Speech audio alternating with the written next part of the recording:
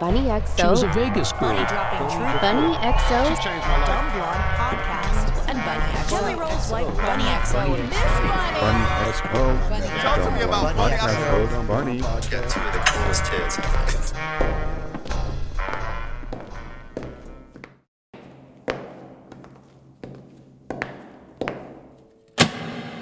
Is this thing on? What's up, you sex fuckers? Welcome to another episode of Dumb Blonde. Today, I have my friends here, and I am so excited. Tanya and Michael Trotter, a.k.a. the Warren Treaty. Yes. Oh. I am so honored to have you guys on the couch. Oh, We you are have no so idea. happy to I've been be waiting here. to get on this couch. I know. You Yes, interviewed you my have. favorite person of all time, and she didn't even know. And people who know me would probably not believe who I'm going to say. Who? Renee. Graziano? Oh, she is the best human in the world. I was like, well, I She was would like, love you guys. I got to introduce you guys. She has a podcast. I'm I'm in going to love. hook you guys up with her. I'm in love with her. I'm like I don't Wait care. a minute Like, now. I- He said I'm in love 3 times. I know. I was just about to say. So You're I about to heard, see how we got our name. I heard you have a thing for older women because Tanya's older than you, correct? Yes. Yeah. And your hall pass, I heard, was Martha Stewart. Oh, I have many hall passes. Yes, he does. You don't want to go there. You don't I want to go do. there with List me. is Let's long. open it up. Let's open it I Oh up. have my a God. short list. He has a long list. That's right. Yeah. All I right, have a short Tanya, list. who are your hall passes? And then we'll get into his. Well, I have one guy. He's the guy who was the lead in Tutors. I don't know who John that is. Rhimes. Tom Rhimes. John John Rhimes. Give Or it a Reese, goog. whatever I need a his name goog. I think his name is Reese. Is it John Reese? Whatever it is. Okay, He played wait. the You king. ever seen August Rush? That movie August Rush? No. You ever? Yeah. Okay, I'm trying And to I think like of what else he would Johnny be in. Depp. Oh, of course. That's my guy. Jay Depp. I Yeah, mean, Jay. 21 Jump Street, Donnie Depp What? is, you can't even I touch know, him. right? Johnny Depp's my hall pass too. No. I actually love Pirates of the Caribbean, Johnny Depp, too, because he has makeup on. He's dark. Yeah. You know, it has to have that dark energy. And then I like Idris. Idris is my guy. I don't know who Idris is. Idris Elba. Idris Elba. I need to see He's both a of British I need kid. to see both of hers. British man. I love Yeah. it. And does he have that dark mystique too? He does. Do you think because you're such a light and like you almost give me like an empathic? I am. Yep. I'm an empath. Yeah, because I'm drawn to dark men too. My Yes. husband, believe it or not, when we first got together, was he's always been very light, but he had so many demons that he Yeah. was battling, and Yeah. I was like, let me fix you. Michael is a dark. He's a Pisces. So He's very everything emotional. is very emotional. He likes to keep everything dark. He doesn't like the lights on. I'm like, what is this? We need to have light. I like everything. I'm wearing bright. light colors Yeah, now. he is today. I actually like this. It compliments everything. They look good. I'm trying You I'm guys trying look to do my thing. Yeah, you guys look so good together. I'm actually a Pisces Venus, so I love my love language is of a Pisces. So I get it. We are very deep escapists. Come on. Yes. There's nothing wrong with that. Highly emotional. Yes. But we're very romantic. Yes. Very romantic. We're like hopeless romantics too. Yes. That's- and I'm a that's- Libra. So Oh, I love you know, that. we're the sign of love. You know, everything. Love. And balance. And the balance, You yeah. keep him Gotta balanced. have it all. I love that. You keep me I balanced. do. You know I do. This is gonna be a long Say podcast. that I don't. Listen, I watched your TED Talk, okay? She keeps you balanced, sir. Okay. Don't try to backtrack now. That's it. She has footage. I do. I did my Receipts. research, and I tried. And listen, I tried to dig for some dirt on y'all, so I want all Well, I the got gossip. some dirt. Yeah. Yeah, I got dirt. But Got let's dirt. get into your hall pass list. So Martha Stewart. So you have a thing for older women. Where do you think this comes from? I think my mom, Okay. my mother. I Yeah. mean, like the values and just what I was allowed to watch, like what I grew up watching on TV, you know. And so my first ever hall pass was Felicia Rashad. Oh yeah, Claire yeah. Huxtable. Miss Claire Huxtable. Yes. Yeah. Oh, loves her. God, I mean, like even writing it down, I was like, yo, Claire, He's obsessed. He rolls over in the bed. He's like, Get it. look at this. It's like some 90-year-old woman. I'm like, great. I She's eat fine. Jello pudding in hopes that one day She's Not just gonna happen, buddy. she's gonna appear like she's a just gonna genie. magically appear. Absolutely not. And I'm like, Claire, you put the Jello pudding in this, you know, No. like Claire Huxtable's one. It's gonna be some weird. This is gonna be a weird. Like I'm about to snitch on myself. love it. Like, I Yes, you love are. it. Annette Bening. Oh, Annette Bening is hot though. Yeah, she's- that Loves her. wasn't she with Warren Beatty? She was with Warren Beatty for a Yes. long time. Yes, she was. Her, Renee. Renee Graziano, baby. Yes. Renee, Yes. they're coming for you, baby. I'm And I give you hooking you guys up. who did you just say? You said. You know what? Let me see if I could FaceTime Renee really Oh quick. my God. Oh, Are you Let's see if I can trying to FaceTime end my Renee. marriage? She's trying. It's Is that okay? You're Can I you're FaceTime her? Okay, let me FaceTime. I don't know if she'll answer because she's gonna be like, "What in the hell Oh is my Bunnie God. FaceTime?" But you know something? I have no music industry. What do you call it? Crushes. You didn't say Doris Day. Is she alive? Doris Day is Doris- hot, man. Doris loves Day Doris is the number 2. Okay. Let's see. Yeah. Let's see if Renee answers. Hopefully she will. If not, I'll text her Uh-oh. and tell her to call. Just so you guys. Oh my She's God! answering. There she Hello, is. beautiful. Oh. Is. I swear on everything holy, you just ran through my brain today. Oh, well, You see? That's why we're connected. we are taught. You're live on the podcast right now. My friends, the Warren Treaty, are here. So Hi. it's Tanya and Michael Trotter. He's in love with you. You're his Yes, hall he pass. is. He is. You are his hall pass. So I was like, you know what? Renee has a podcast. We got to hook you guys up. Say, let's do it. Yeah. Just promise me you won't take my husband This when is we me come. hugging you right now. All this man is hugging Can you see them? She's not. Yay. My grandson's standing behind me going, who's this? I love it. I'm gonna play. Hi, baby. Hi. Oh, what a cutie pie. All right, I'm gonna plug you just guys in. happened. That just happened. I'm That's why we're here. gonna That is plug you guys exactly in. why I'm we're gonna here. give him your information so you guys can talk about a podcast. You got it. All right, bye, baby. I love you so much. See? I love you, bye. I told you this day was for me. Yeah, It is for you. This is why we're but, here. But it's I called her, so I did this for you. What do I get in return? No, you don't know. exactly. A menage. Yeah, that's the menage. Let's Hey, do the it. universe is working through you. I don't like older women though. Thank you. We gotta have a different kind of.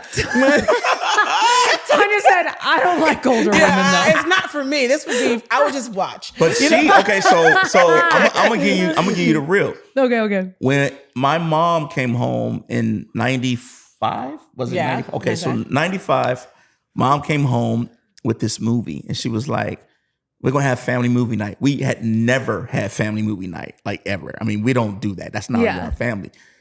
So my mom put this movie on. My brother, my sister, and I were sitting down, and it's Sister Act 2. So I'm like, okay. You know, I'm a big fan of Sister Act, Whoopi Goldberg, you know, the whole 9. I was like, yeah, that's the movie. So 2, I hadn't known that there was a 2. And it was kids. You know, I saw Lauryn Hill, I saw Ryan Toby, Jennifer Love Hewitt. Yeah. You know, Yo-Yo is in there. I mean, like everything, like all the kids. And then this angel came across the screen. And I lied to you not, it was Tanya. And I told my mom and dad, I was like, oh, that's my wife. No, He did. I was 9 years old. I love that. And I was like, Yeah.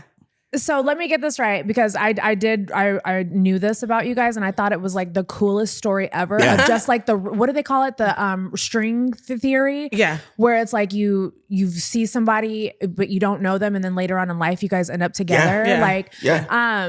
so you were in Sister Act I too. was. Yep. How did you? Okay, so you grew up singing. You grew up in. Take me on this journey really quick. Let's dive into this, and then we'll connect it all do it. together. Church, you know, grew up in a Baptist church in Washington, D.C., grew up singing, always singing around in the town, always wanting to do music. Since I was 8 years old, I can't remember Yeah. outside of when I got in college ever not wanting to do music. It was either that or become an entertainment lawyer. Yeah. either Which or, your you know. father was a police officer. My father was a correct? police Yeah. officer, and he was in the Army. He went to the Army as well, as Michael did. And I just wanted to do that. My mother was a singer. She sang classical music in Panama. I'm half Latina.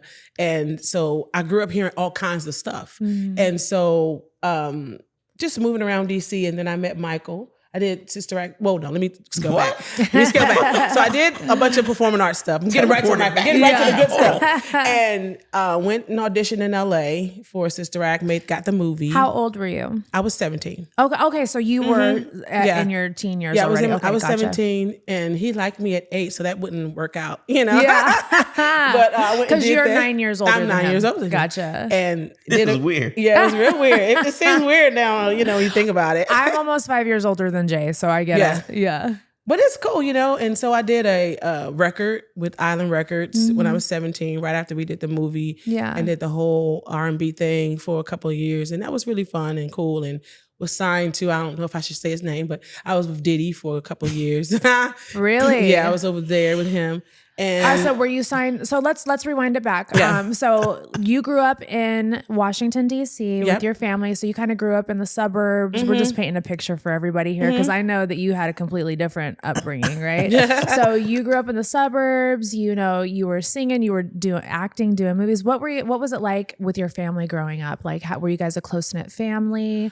we were. My mom and dad divorced when I was like 8. So it wasn't like the perfect painted picture, but I spent a lot of time in New Bern, North Carolina with my grandparents and my cousins and stuff like that. So the family was very tight. Like, you know, my friends, I didn't have friends outside of my neighbor next door because all my friends were my cousins. You know? And that's how I thought it was summer camp, but it wasn't summer camp. It was hanging out with my cousins and, you know, my grandparents. So I had that lifestyle and went to public schools, went to Catholic schools and everything. And it was just great, you know. And my parents, and when they divorced, that was kind of like, you know, as a kid, you know, I really used music to be that thing that kind of carried me through that pain, you know, because every child, if they go through a divorce, you see a happy family and then it ends up being not a happy family. Right. You go through that transition. So I had that transition happen for me. But again, music was always that thing that kept me, and I would always find a talent show or something to do, you know, that had me busy. Yeah. Whether it was modeling, it was in pageants, whatever, I was doing a thing just to keep me busy from what was going on in my own house. Did you always have that voice? Because you have a very powerful voice. Oh, thank you. It's so good. Since I was 8. Yeah. I think how I figured out I could sing was crazy because my brother was the singer of the family. He was the famous one. You know, in churches, there's always the famous. Yeah. there's the one everybody goes to. And so there was this one Sunday morning, I had to be about maybe 7, and we're 4 years apart. And my brother was 13 or 14, and I remember him just lighting the church up. Like, people were falling out. They were like rolling around on the ground, you know, typical Baptist church thing. And I was like, man, whatever he's doing to make people feel like that, I want to do that. So I remember going home that week and I said to him, you know, how do you do what you do? You know, can you show me how to do it? And he was working some little job in the city and went out and got me Whitney Houston's record. And Jennifer Holliday, who was a singer in the 80s. And he was like, now, if you want to do this, he was like, I want to hear you sing something that sounds like her or something that like sounds like this. If you can't sing any one of those songs, then you need to forget about being a singer. I was like, really? It's just that kind of pressure. No pressure, bro. Right? So I went on the path, you know, of just studying with my little vinyl downstairs in the basement and singing at the top of my lungs, you know, to hit those notes. And my brother was the one that kind of like pushed me into wanting to do it. And I always knew once that voice came, I was like, this is it. And I found it just by looking at him saying, I want to do that, you know. What's your favorite Whitney Houston song?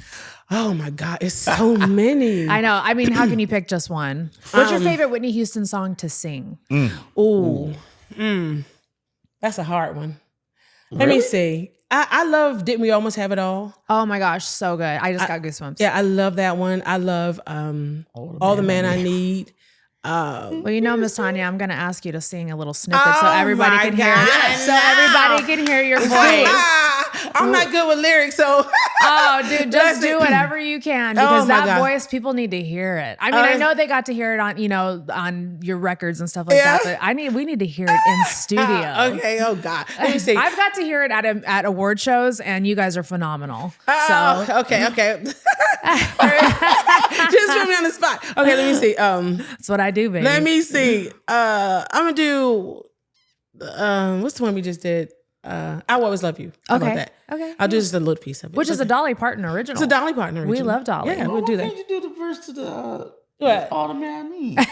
Because I don't know if I know all the lyrics. Sleep at night, all that stuff. Oh, okay. No, because I only know that part. Do what you want to do. I was so excited. I was holding my breath. I only know that part. Okay. If I should stay, I would only be in your way.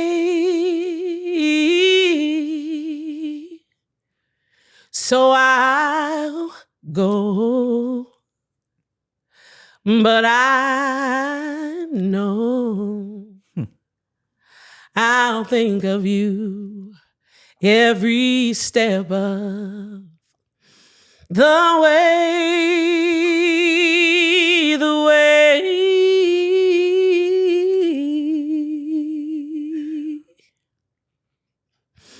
And I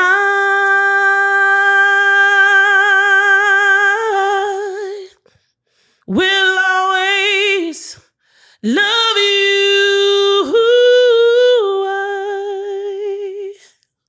I will always love you.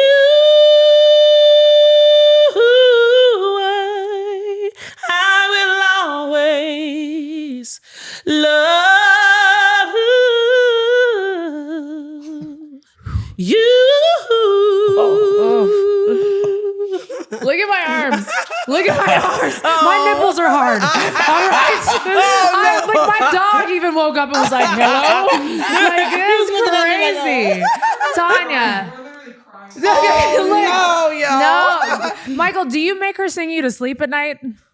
No, I do You other want to know the things. truth about Yes. this? Yes, I do. Okay. Yes, I do. We gonna get the truth. I have to do other things at night. Oh, do tell. No music Tanya involved. doesn't sing in the house. I don't. Really? Nope. Why do you think that is? I don't know. I think because it's work Okay. and because I respect that. I'm like, you know the life. We're doing this 24/7. Yeah. So when I come home and now he's taking this away from me, I'm like, I want to clean and I want to do all the household stuff. And Wait, I'm now taking it's it away like from me. he- You fussed at me and told me to get a housemaid. No, you know what? It's only he does Listen, we this. have one too, and I understand where you're coming from You because sometimes it's like therapeutic for us to clean. Yes. So I'll clean before the maids come over. That's what I did. Like last night, I Yeah. cleaned the bathroom and Jay walked in. He goes, "Did you clean the bathroom?" And I go, "Yeah." Yeah. He goes, "You did better than the maids did." Yeah. I don't know if we're allowed to call them maids anymore. What do we call them? House- Housekeepers.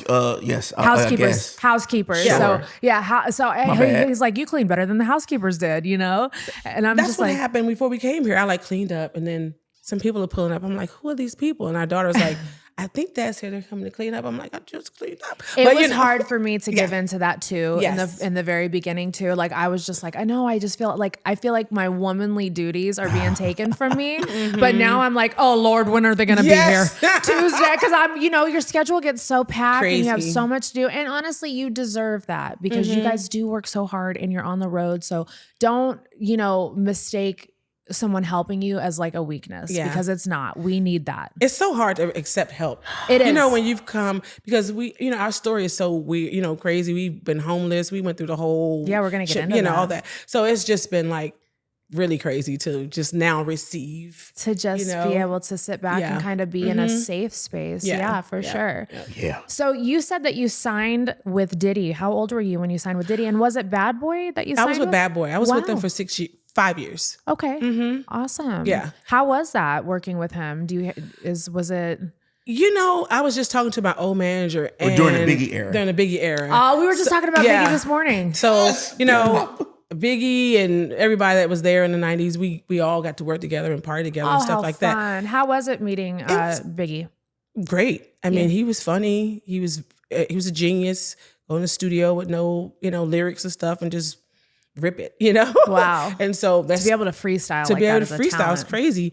And Puffy was interesting because being with him was like, To say the least. he was my manager said this, we didn't see this Puffy that people are talking about now. I Right. never saw him drink. I never saw him smoke. Maybe he did. I don't know. Right. But I never saw that guy. And being around him was kind of like being at school because you were literally learning on the job training how to market. I mean, this is a guy that would have a party and literally be on the streets with his flyers and tickets, passing them out to people. And at the end of the night, the party would be packed. And I'm like, wow, he got all these people here because he was on the streets earlier for 3 or 4 hours. So I think everything has good and bad, that comes with course, it. yeah. And to me, it was just a learning experience. And I'm really, really appalled at the stuff that I'm hearing about now. I feel like you know, I feel like maybe before all the fame and the ego and, you know, I think with a certain level of just money, shit kind of gets weird for some people. Yeah. And, you know, like I said, this is just, you know, me saying this. I don't know Diddy personally and I can't speak for him. But I think, you know, maybe somewhere along the line something switched, but thankfully you didn't have that experience with him. I never had that experience. And I had protection too. I was young, but I had a manager that was like, oh, you're not going to that party, or no, you need to be in the bed, you know, that kind of thing. Yeah. So I think I was protected, and a lot of that is God, you know, just protecting me from whatever was happening, and the people that had to experience it. I really feel bad for them, you know. Yeah. So you met Michael when you were how old? What was I? 30. We've been together 14 years, so I was 36. Okay, so what we'll do is we'll go over to your upbringing and we'll kind of bring you guys in together. Yeah. So you grew up in the streets of Cleveland. Yep. Take me on this journey because that's completely different than what baby girl over here grew up in. It's wild. I don't really, you know, Cleveland is not a thing I talk about often.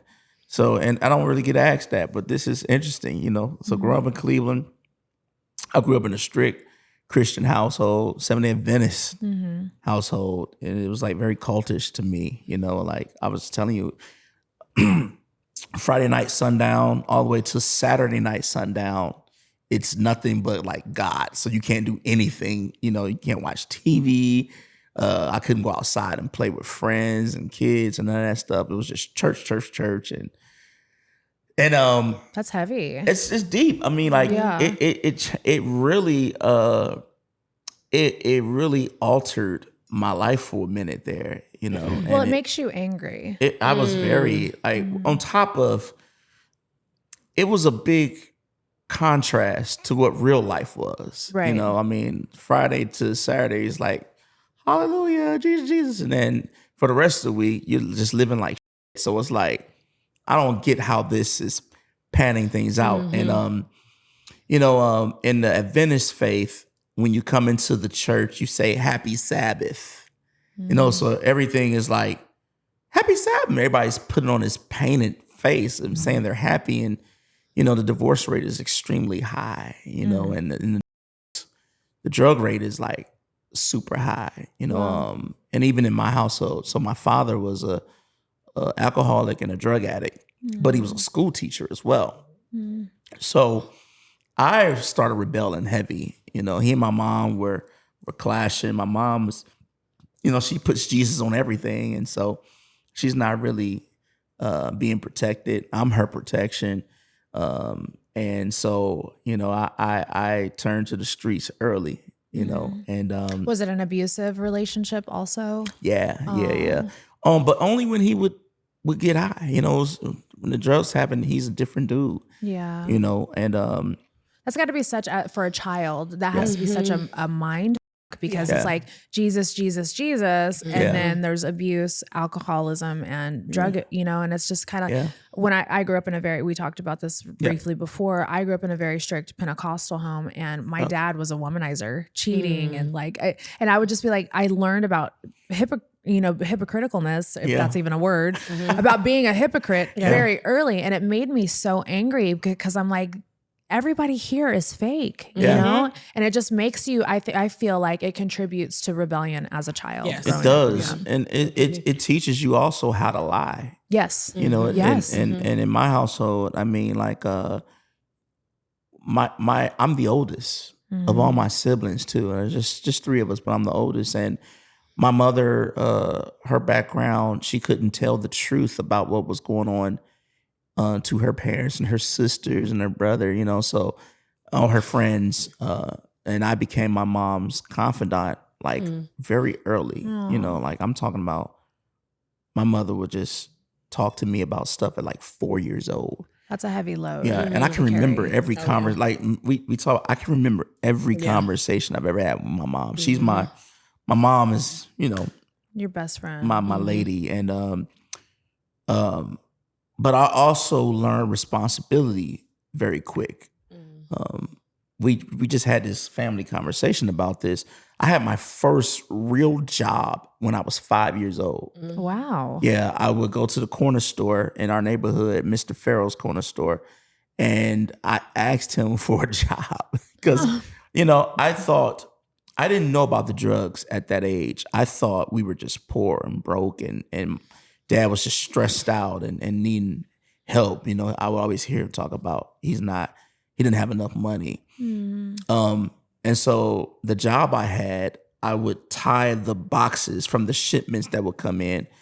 I would zip tie the boxes and then drag them across the street to the city dump. And I would do 5? this. Yeah, at 5, and I would get paid $8 a day when I would go and do it. So I would do that, and then I would buy a loaf of bread. I'd buy bologna, cheese, punch, and I would have like some money left over to buy like Little Debbie snack cakes for me and my brother. Breaks my heart. And my mom. Right. Well, my mom didn't realize that I was that young. We were bragging about it, and she was like, "Yeah, because he had his first job. He was a young man."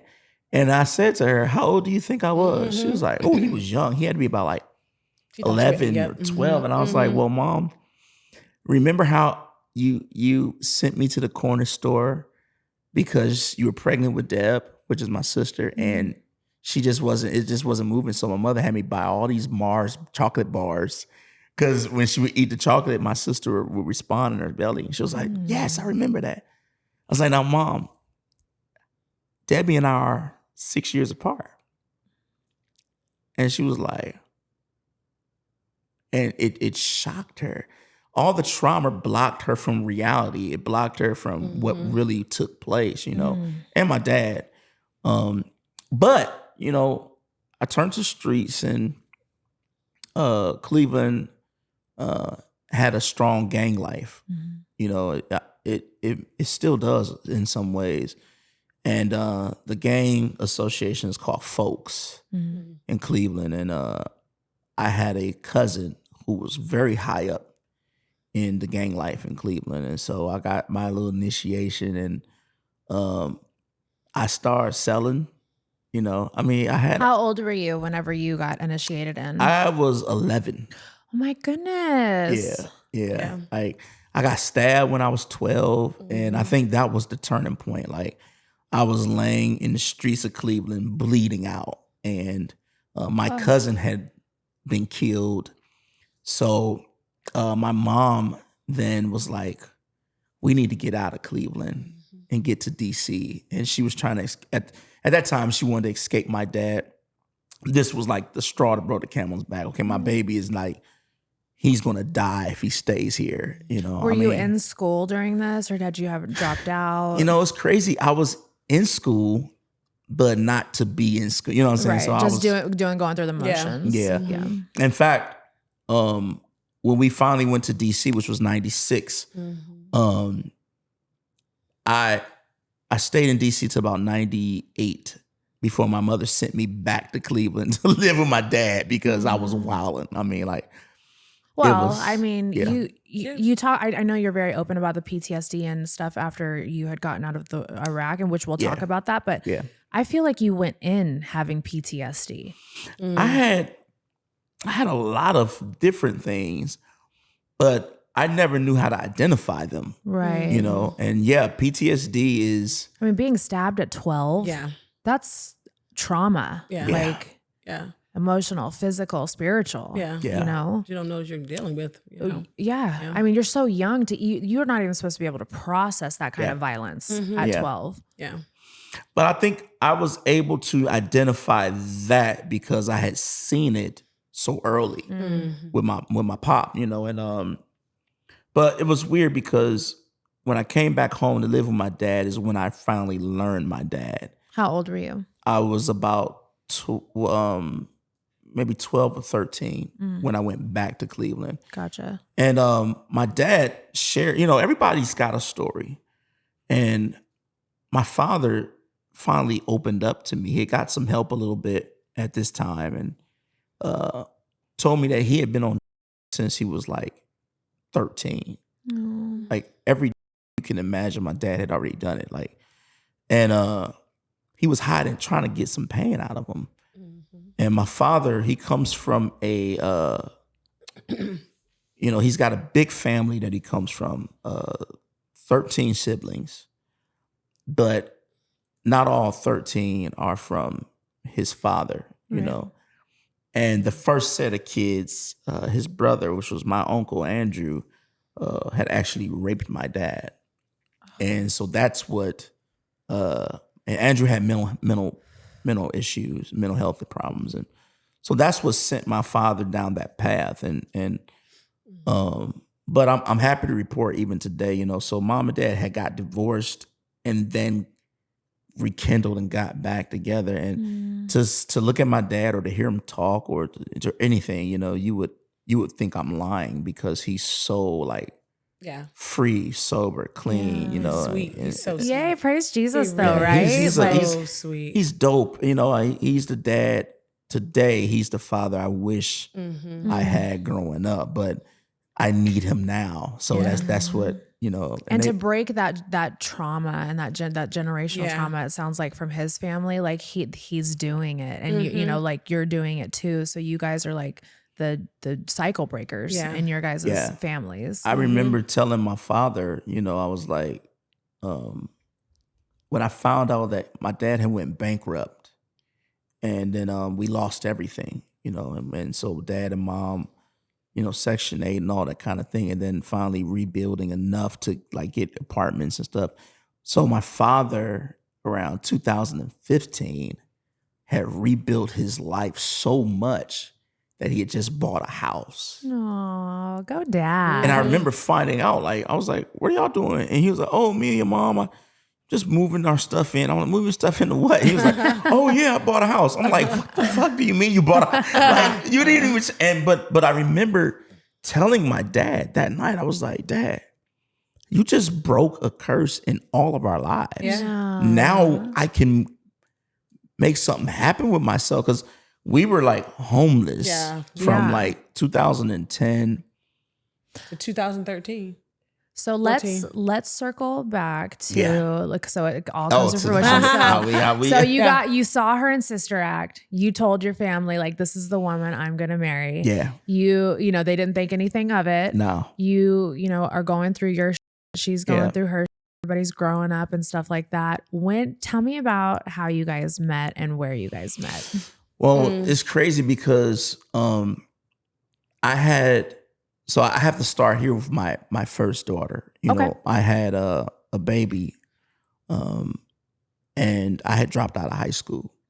So high school was just done for me, and I had no aspirations of going back or trying to do anything. So I took my GED test, and they made me take this test 3 different times because my score was way too high to be a high school dropout. I spent like 3 weeks in the 9th grade, and I was like, all right, I'm done. So I got my GED too. Yeah. Passed it the first time. Yep. Look at that. I couldn't believe it. I was shocked. I was like, how did I do this? Genius. And it's crazy that they say it takes Give me 8 my hours. diploma. Give me. It's like it's an 8-hour test. I did it in like 5. I mean, I was trying to get the hell up out of there. Yeah. But I had an option to go to college or to go to the Army. And I had my baby, and I was like, I refuse to raise like a bastard kid. Like, I'm not going to put her through that. I don't care. Which is amazing considering how you grew up, that you had that dedication to be a father. But honestly, I think it's probably because your dad, no matter what you guys went through, still was, your dad. Yeah. I mean, but you're right, because I remember the fondest memory I have of my dad, other than what we're creating now, is this. We were starving. I mean, like, we were looking at cupboards. It was like a snowstorm in Cleveland. We had absolutely nothing in the house. And my father was supposed to be bringing groceries home. 6:00 p.m. comes, no dad. 8 p.m., 10 p.m., no dad. 1 a.m., I remember my father, literally, we can hear his town car, his Lincoln Town car, pull up. It's not tuned, so you definitely can hear everything. Yeah. And I hear the fumbling of the keys, and you know, I'm like running downstairs because I mean, he's still my dad. You know, I love Dad. Yeah. And I remember the door opening and my father falling into the house, groceries everywhere. And he lifts his head up. It's so cinematic. He lifts his head up and he looks me in my eyes, and I'm looking in his eyes, and I'm like, this is the first time I encounter my father and realize he's high out of his mind. I mean, his eyes are bloodshot red. Sweat is everywhere in a snowstorm. He's sweating profusely. And he looks at me, and I look at him, and he's like, and he just shakes his head, and he gets up and he crawls back out to go back on the bench. We don't see him for another week. And I told my mom was like, how do you feel about this? What is on your mind? And I was like, Mom, I can't believe that he cared that much. That even in the middle of his binge, he remembers, like, I have to stop for this second. Like, that is a big deal for an addict, you know? Oh, like, absolutely. So for me, I hold that, and I held that, and that reminded me that, okay, no matter what, I cannot not be with my children, my daughter. So this beautiful little girl, Michaela, I joined the Army. Now, I'm from the hood. I don't know politics. I don't know nothing about anything. So I didn't realize I was joining during wartime. Yeah. One of the craziest times to join the Army. The wildest war we've ever seen. Prior to this, was there any music in your life? Very, very much so. Of church, like Tanya. Yeah. Okay. All my mom and my grandmother, my can uncles, really they all sing. sing, play instruments, and all the things. But music stopped for me around the 9th grade. Okay. You know, I just was like, you know what, I got to go to the Army. And that shocked everybody, you know, to include me. I remember when I enlisted and we were on the bus, and I'm like riding away and trying to be hard. I'm like, what the fuck did I just do? Oh my God. I couldn't imagine. Can you imagine? I was listening because I've listened to a few of you guys' interviews, and I just couldn't imagine signing up and just being taken all the way to a different country, you know, and like just having to be brave. No. You know, I can't like imagine. I just couldn't do that. And the things that, okay, so and Tanya's going to be shocked What? that I'm going to talk about this part. Okay.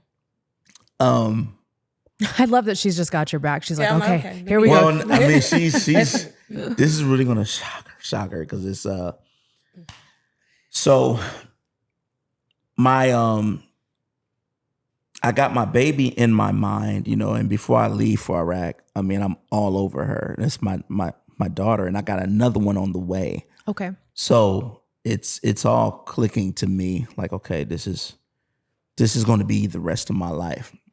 But I'm a part of 1/6 Infantry, 2nd Brigade, 1st Armored Division. We're in Iraq. Thank you for your service, by the way. Thank you. And my first encounter was with an 8-year-old Iraqi boy. And that is where the PTSD came from. It's right there. Because he's 8 on paper, but he's our age in reality. And he's shooting. And I've got a decision to make. And either accept that or, you know, take that life. And the latter is the decision that I had to make because it's at this point it's between him and Michaela. And when those kinds of things happen, they just happen. In the war, it's a part of war. You just keep rolling. And I wasn't built like that. You know, I mean, the most things I ever did in the streets was fight. And I got stabbed and I made it, you know, but when you have to take a life, it changes you. So it changed me. And then the rest of the fighting changed me. And then realizing that our freedoms do come at a high price. And then when you have a connection with God, you're like, God, like, keep it 100 with me. How do you really feel about this? Because that's my brother over there. I know that we don't really act like it right now, and we've got a history of fighting with each other on earth. But the truth is, we're all brothers and sisters. And so, how do I justify my actions? And when his father and mother are doing the same thing I'm doing, so I couldn't imagine. yeah. So I had a lot to carry into 2010, August 28th, when I met Tanya. And we met at a love festival in Laurel, Maryland. I want to rewind really quick. Okay, go ahead, yeah. Because there is a really, honestly, it was a beautiful story that kind of made me gasp out loud whenever you talked about writing your first song on Saddam Hussein's piano. Yes. Yeah. Like, can we talk about that? Because Yeah, that's totally. honestly, as much of a monster as he is, it's a beautiful story. Yeah. Yeah, we're definitely, so we think very, because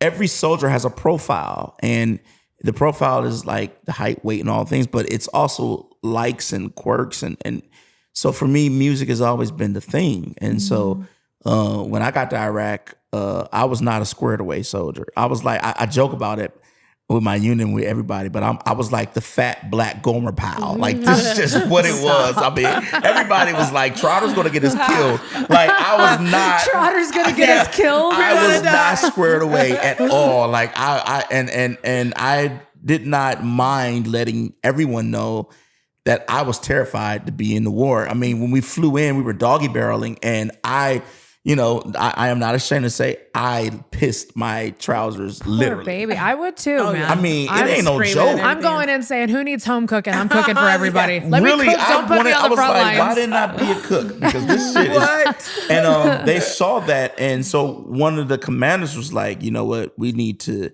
find a way to connect with Trotter beyond yelling and all the things that come with the military.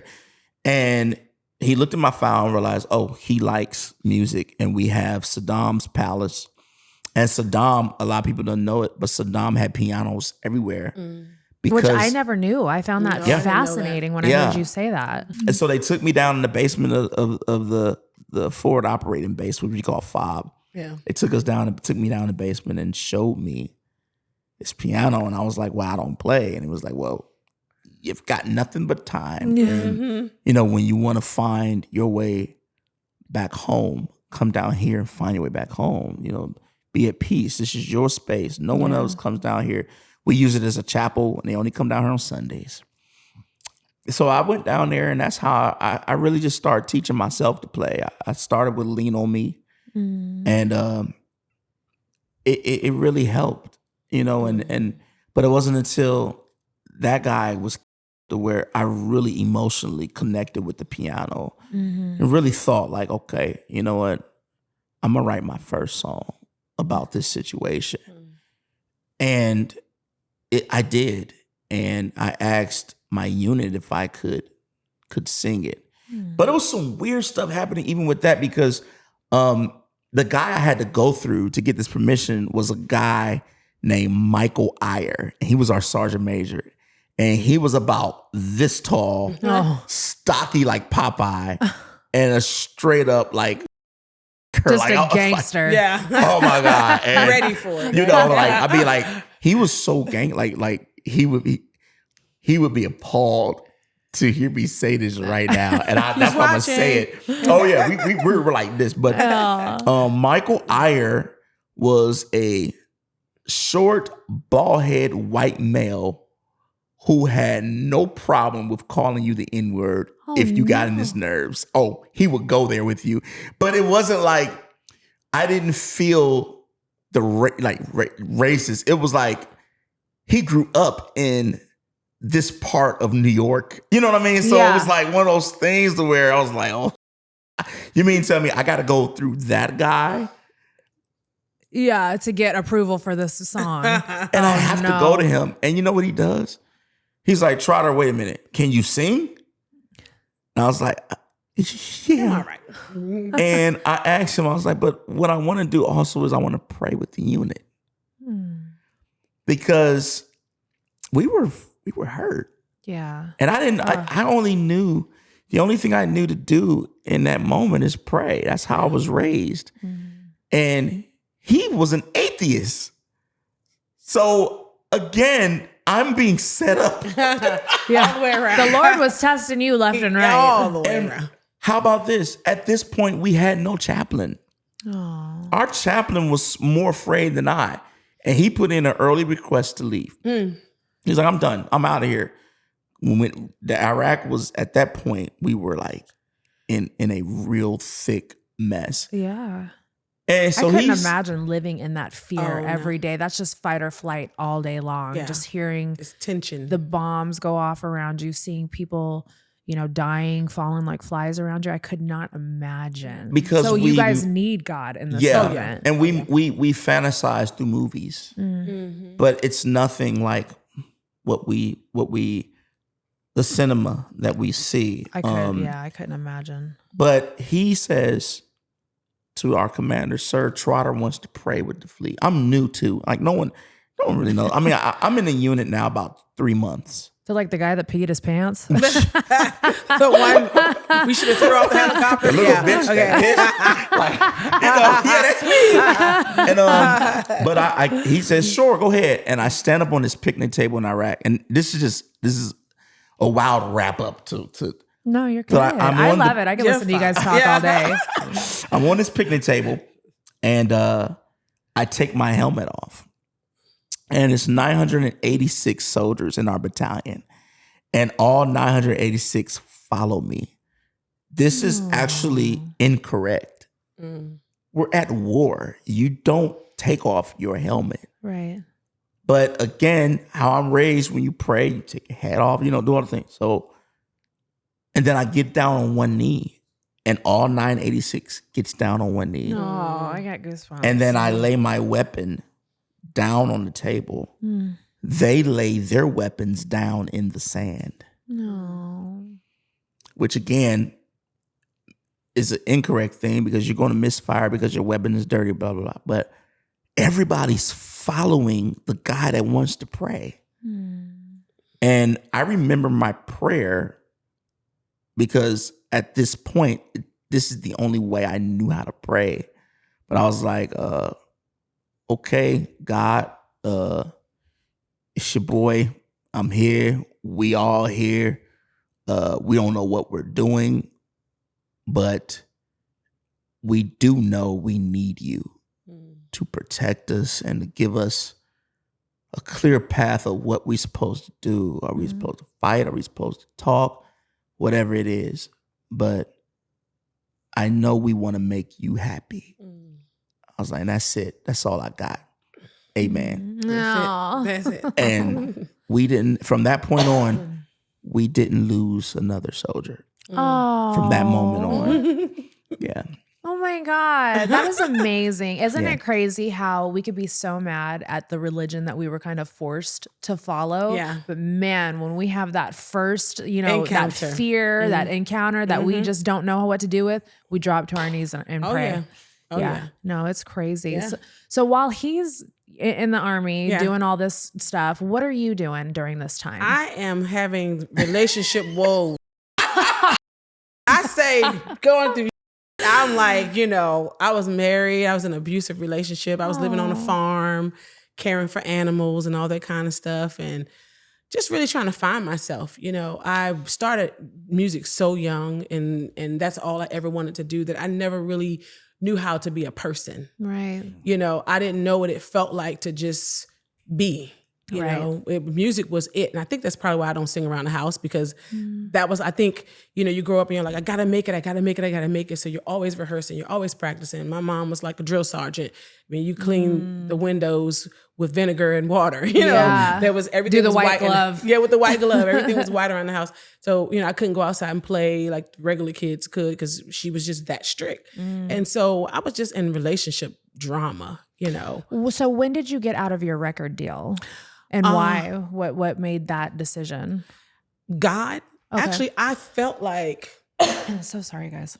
let me back up. I felt when I went to get my record deal, I actually went and sat down with the pastor and asked him if it was okay for me to sing secular music. So that already tells you how strict that was. So when I was in it and I was recording, because this was my second record deal, I was signed to Island first. I put out a record in London that then worked itself to the United States. Gotcha. And then signed with Puffy. And by that time, I was kind of over it. To be very honest, I signed the deal. Once I got in it, I was like, Biggie died 3 weeks after I got the record deal. And we were just recording like 100 songs. And I'm like, I'm so over this. Like, I don't feel the passion anymore. They were trying to do the whole label thing. What kind of artist are you going to be? I didn't necessarily want to do R&B all the time. I wanted to take... And I was listening to all kinds of music. I was listening to country and rock and all kinds of music. So, and when you're signed to a label, they kind of try to put you in a box. You're in a box. And half the time, it's not the box you want to be in. It's not the box. It's what they want you to be. Yes, and you become this doll baby that they put on a chair, and they're like, okay, you're gonna look like this, you're gonna sound like this. And I was like, nope. Before I do that, I'm out. You know. Yeah. So they spent a ton of money on the record, and I got out of the deal, and then I just went into a really dark depression. I mean, it was really dark. I mean, attempts, you know, depression. And once that happened... Why do you think that was? Why do you think you went into... I love how she skips over her trauma so fast. She's like, yeah, so this happened and I was this. Yes, she does. I mean, I'm the same way too, though. I'll be like, I sawed my vagina lip off, but like, can we order pizza? And people will be like, wait a minute, we just talk about your vagina. Yeah. You know? Let's talk about that. I think it's not being in tune. Right. You know, when you're not in tune with who you are and what you were created to be, and then you put God on top of all that, you become a robot. You don't become a person. You live in fear too. Yeah, and you don't become a person. You are open to everything because you don't know who you are. You know what you do, but you don't know who you are. And also being under your mom's thumb like that is, you know, you were never able to think for yourself. You know, so that kind of, you've probably felt squashed a lot because you didn't have a voice. Yeah, and you have to have a voice, you know, and I think that was a part of the relationships I was going through. You know, while I was in a relationship when I tried to commit because I felt squashed. You know, I was like, I just want out, you know, not just out from this, but out from me, out from all this pain that I feel that you don't think you would feel if you didn't grow up with trauma, you know? So I'm creating trauma. You do have some trauma. Oh yeah. You're creating trauma as you go into these crazy relationships, or if you don't process what your parents went through with a divorce, this is still traumatic to you. It may not be you getting stabbed, but your family being uprooted and your family going through a divorce is a huge trauma to a child. Well, even having a mom that's overbearing is traumatic. My stepmother was the same way. Very traumatic. I mean, I had no privacy. They would take doors off the hinges. Like that stuff really affects you as you get older. And you don't realize it until you're in your darkest hour and you're like, why am I feeling like this? But it's because we've just shoved it down so deep. Yeah. And that was it for me. I was like, this is it. You know, I don't want to feel like this. I don't want to be in this. I just rather in this after all this good outside stuff is happening. And then, you know, after that last bad relationship before I met Michael, I went to work. I literally was like, I'm getting a therapist. I was a praise and worship leader. And on Monday morning, I go to a therapist. No. And I realized, I was like, I don't need God in that way anymore. So I stopped being a worship leader. And I went strictly into like meditation, realizing that I was this empath kid, realizing that I was a healer, you know, in different ways than what the church kind of taught me I was. And all the stuff that made me feel spooky and weird because there was nobody around me like that. I literally just tapped into it. Oh, I love that. I feel like religion is religious and Yes. spirituality is spiritual. Completely. And you don't have to be religious to be spiritual. I preach that on this Yeah. podcast all the time. Exactly. Yeah, because Yeah. I feel like religion is so fear-based, whereas spirituality is so much more fluid and loving. And I really feel like that's what Jesus and just higher beings are all about, is leading with love, not fear, not anger, not ruling with an iron fist. Jesus was a freaking Capricorn. Okay. We know he smoked weed. We know he did something. He was on that drank bush. wine for sure. Yeah, he saw a burning bush and no one was around. That's just For you're walking sure. on water, buddy. You're walking on water. Hello. Yeah, no, he was. I think he was a cool dude. Yeah, you know, yeah. I don't think he was this rigid human that they are. You know, they tried this rigid being that they try to make him out to be. Yeah. When you tried to commit suicide, thankfully that didn't work. Yeah. Did you realize? Did you get out of that relationship then that you were in, and then you got into another one that was Another bad one. Oh no! Because So it was can you take me on that journey too? Because I feel like women need to hear your story about being a domestic violence survivor. Yeah. And it came in different forms. You know, the first one was physical. So I did my first tour on crutches. Yeah. I did Tanya, my how first. could you leave that out? That is crazy. Yeah, I did my first tour on crutches and, you know, left immediately after that happened. And I hid that from, like, you know, my family as long as I could. I wasn't in it a long time, but the trauma was enough, you know, for it to dramatically. He broke your foot? Well, I was running, about to get thrown off a 10 floor apartment building, trying to run from him. And I ran, and hit my foot on a Stairmaster. You remember the old Stairmasters? Oh and my gosh, foot yes. got caught in it, and it just. So I hopped down the hallway to the elevator. It was like a movie, you know. I'm like dragging my leg, trying to get away. And so that happened. That was the first bad one. And I was about the cars. the cars. He took my car. I was trying to get away. I'm in the car driving and runs it into a wall. You know, I was able to call my sister and say, come get me. You know, this fool is crazy. She comes to get me. He runs up because we called the police by that time. And then, but they can't find him, goes to my mom's house down the street. And once they're gone, he shows up there, you know? So it was just very dark. And Not the kind of dark we like. not the Johnny Depp not that dark. kind of dark. But I learned, you know, every situation you learn what you saw in them, and you're like, okay, well, the next one I see that sign, but then you go to the next one and you don't see the rest of the signs. So the other one was more like a friend, you know, almost like you're running from a bad situation. It was a friend, and then I had a son, and so I had and he wasn't abusive at all. He was my friend, and we're still friends to this day. And I have my son Antonio, who is the light of my life, and you know, He's beautiful. and he's He's a beautiful, I beautiful love the blended son ray. family. He is so great, and Both of them are beautiful. but still didn't get the work done. Yeah, Tony's a great guy. That. Still didn't do the work, you know, had a baby and still didn't do the psychological work that needed to be done. So of course you ended up in another bad relationship, you know, and that was bad. Didn't work out. And right before I met Michael, I was in another one that was bad. And right after that one, I was like, that's it. Yeah. And here we go. Therapy. And now I'm pulling it back into the worship part. And I went, got off the farm, left him, left everything, and I was homeless. I left everything and stayed with my mom. And across the street from her house was this therapist. I didn't have a car, so I would walk across the street, go to my therapy sessions 3 or 4 times a week. Hey, but you were doing it. You know, I was doing it, living off my little residual checks, you know, from movies and doing the movie and music. And I met Michael. Sorry, he's over here snoring loud. I love it. I love it. So you and Michael have an interesting story of when you guys met each other. You were with somebody else. Yes. And you guys were at a love fest. Yes. Not a swingers fest, right? No. Okay. No. All right. Just wanted to clarify. It was a festival. Because now that I know you guys might be a little freaky. You know, we are. Martha Stewart. I mean, We're come on. freaky.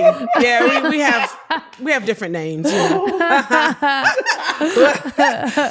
But we met. It was a love festival I was doing out in Laurel, Maryland, and giving school supplies back to kids and stuff like that. And the lady I was working with, she hired Michael to come, and I met him. after I saw him perform.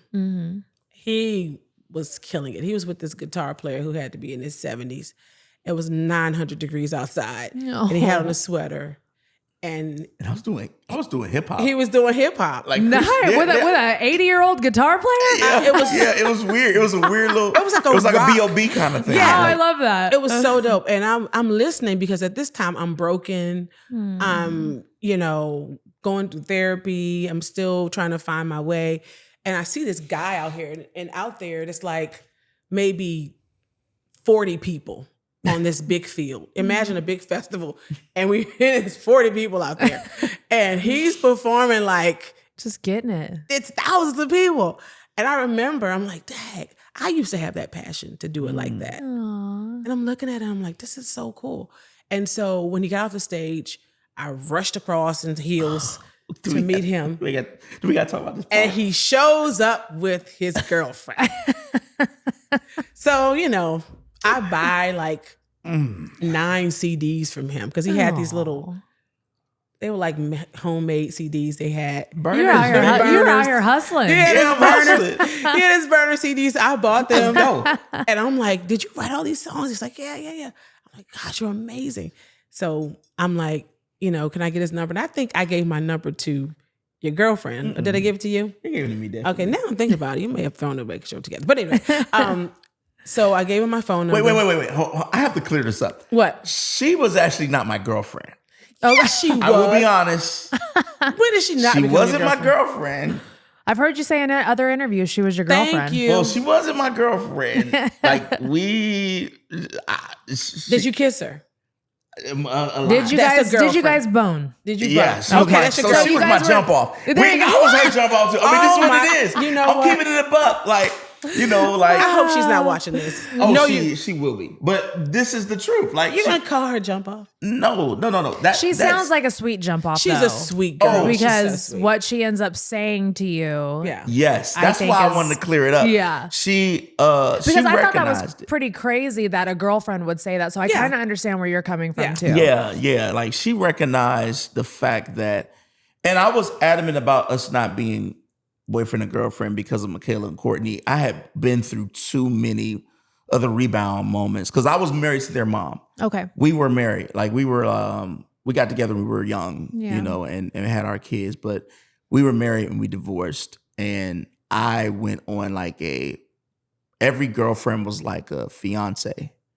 Like I was just like trying to rebound heavily. Well, you're a Pisces. Yeah. You guys, you consume. Yeah. and you I had a guys lot love. of like, let me tell you this, because I don't talk about this either. When I went to the Army, I weighed 191 pounds. Wow. When I came out, I was literally 4'10". Oh, just emotional. I had a lot going on. Like I had a lot of insecurities, low self-esteem. I mean, I didn't recognize me physically, mentally, in any way, shape, or form. So, but for some reason, when I met Tanya, that day when we met, I was just smitten, and I didn't care who knew it. And the young lady I was with, saw that. But I didn't see it. I didn't see that he was smitten right away. No, I didn't. I the same thing happened with Jay and I. Yeah. Like he not to interject our story, but he was interested in me, but every time he would come around or try to hang out with me, he would bring other bitches. One time I left him on the roof because I was like, if this isn't about me, I'm not hanging out with you. Yeah. I am the main attraction girl. here, Yeah, okay? that's it. Yeah. And I think he caught on to that after a while, you know? Girl number 6. Can you leave her? Exactly. Yeah. So no, I understand how you feel. You're like, wait, what? Yeah. But we connected on friendship immediately. But I you mean, threw her number out. Yeah. Yes. See, she likes to belly through things. Yeah, I'm like, look. I need the small details. Yes, I know this. That's So Pisces Okay. life. she gives me her. I mean, I again, when I was 9 years old, I said that was gonna be my wife. That's Tanya Blunt to me. Yeah. And when I get to the festival, Diane Gray was like, "Do you want to meet Tanya?" And I was like, "Oh, yes, I want to meet her." Ugh. And I Did you meet her. recognize then that was her? You knew her name and everything? Oh okay. yeah. Like when I got booked for the thing, I was like, And brought his girlfriend. So yes, not my girlfriend, but we meet, and Tanya just is like, "Hi, I'm Tanya Blunt." She's all light, and I'm like, "Oh." I was in therapy. I'm like, "I was high." What the hell was going on? I was like, "Oh, this is probably was high, this is but gonna not be that day. This is gonna be it." Like, okay, and I'm saying that to people from now on. I was in therapy. I was in therapy. So, when she came over after I performed and was telling me like she wanted me to be there, I'm like, listen, you're Tanya Blunt. I already knew she was signed to Bad Boy. I'm like, you could work with anybody who's actually in the industry. I'm not in the industry. I am trying to survive. You were self-sabotaging. I was like, listen, this is it. This ain't even a real number. She's just being nice. I tossed the trash and kept it moving and thought nothing else of it. But the ex, or I don't want to call her a jump off. The ex. No, she's not jump. Let me clear. She's not. Delete that part. She actually told me that's what we were. The friend, yes. Yeah, the She friend. said Yeah. She was the like, friend said to you, like, Yes. hey, you guys have like chemistry. well, she was like, you like her, don't you? We were in the car and I was like, no. And I was like, Whenever a man answers like that, it's automatically yes. Look at her legs. As soon as they started like, saying yeah, stuff like that. yeah, You yeah. noticed her legs. Okay. and she was like, you know what's so crazy about this? I was what? She was like, I can see this. Like y'all would be so amazing together. And she was like, and I'm in the way of that. Oh, And I was that's like, a woman right there, though. That That's really a good. is. That's a cool woman. Yeah. to be she's able to do married that. now with a kid. I'm like, they doing their thing, and she was Yeah. right. And I was like, I looked at her and I was like, for real? She was like, yeah. And I was like, okay. I dropped her off and I You're was like, like, relieve you. Peace. I'm like, this is it. That's my chance. But TV you threw falling her from the number sky. out. But you threw her number out. I did. Yeah. I didn't think nothing of it. I just was like, chilling. And the next day was a Sunday. So I was going to church and everything. And then to try to make a little, I was getting paid like $125 to go play at a church. I was out of the military by then and Yeah. struggling and everything. And my little track phone started ringing. And my homie, my boy Chris was with me. And I was like, I don't know this number. So you called the next day? Oh yeah, I found his number. I tracked it down. So yeah, tell that part I'm of a the story because detective. I My think dad- it's hilarious. My dad's a detective. You're not gonna not call me. I'm not gonna find your number, dude. I was a little scared. Yeah, That's hot. yeah, though. I got That's his number. hot. Yeah. She, a woman who knows what she I wants. I was in therapy. Oh, I figured my it God. out now. I'm like, okay, I want what I want. So I call him and I'm like, okay, we're gonna. He was cute. He was really cute. I thought he was. No, cute. she calls me and I'm like, hello? She's like, hi, can I speak to Michael? I was like, oh, this is he. And she's like, hi, Michael, this is Tanya. I was like, Tanya who? And she's like, Tanya Blunt. And I was like, I said, hold on one second. And I'm like, stop the car. Shh, pull over. He's like, what's wrong? I was like, Tanya Blunt is on the phone. He was like, I mean, it's a long Yo. time too. I'm like on hold. I'm like, what is happening? because I'm trying to get it Like, together. dude. I'm trying to get everybody in the car to shut the fuck up. Like, let me He's have this. trying not to pee his pants. Maybe. I don't know. I think I wanted to pee my pants. But I put the deep voice on. I'm like, hello. You know, Yeah, I'm he trying- came back a different person. I'm like, who's this? I'm like, oh, this is my shot. Okay. What's up? No, I think I said, I was like, what you need? What's going on? Yeah, what's going on? What's going on? What you need? What you need? Yeah. She's like, excuse me, sir. Yeah. Oh, the rest was history from Yeah, there. the rest was history. So take me on the first date. I've never heard you guys talk about your first date. Oh my Okay. God. Wait a minute. I need to hear about this. Okay. Yeah.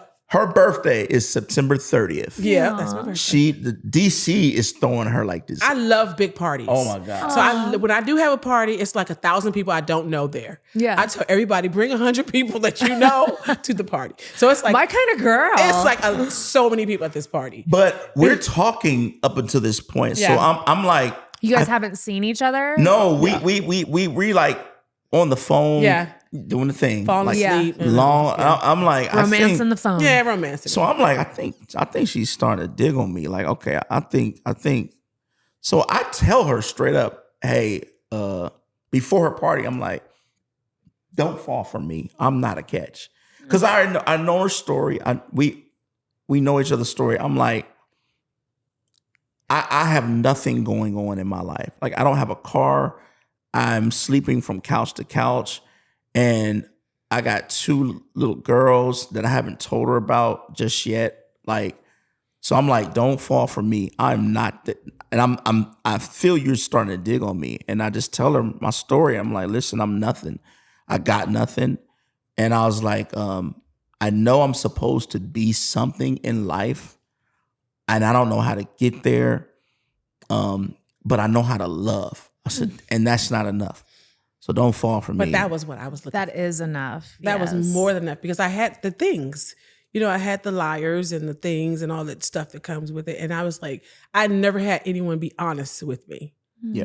And so his honesty, I was like, that's what made me fall in love with him because I could tell he was honest. By the time I really knew who I was and all that stuff, I was like, I felt him. You know what I mean? I was connected with. But I hadn't been honest to anyone. Yeah. So again, when I said earlier about the being trained to lie, I was trained to lie about what I like, how I feel. You know, my first marriage, you know, we were friends first, and we should have never crossed that line. But I was trained to lie. So she was the first person I was desperate to tell the truth to. I was like, here we go. I'm not the dude. I'm not whatever it is you're building in your head. I'm going to save you the drama. No, it's not me. And Tanya then says, okay, I heard what you said. Now let me tell you what I see. She's like, I see a king. You just need the right kind of queen in your life. That's right, baby. And I'm looking at her and she's looking at me and I'm like, He starts crying. I'm about to pee out the eyes. He starts crying. Right out the eyeballs. Piss, piss, piss. I was like, I'm done. And so she then tells me, here's where it gets. The first thing. She says, I'm having a birthday party. I want you there. What she says, the limo picks me up at.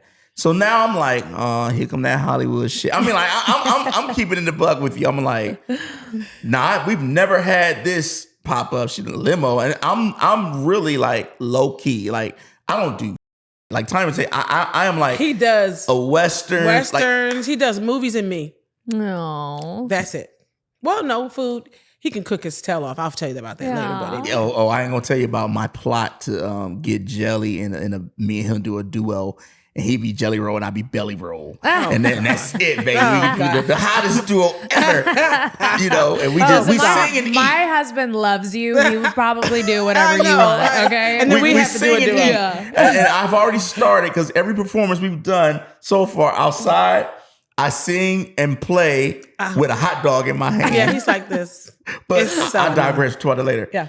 But I just was like, okay, you know what? She doing that Hollywood. Knew it, and I was like, nah, I'm not gonna come.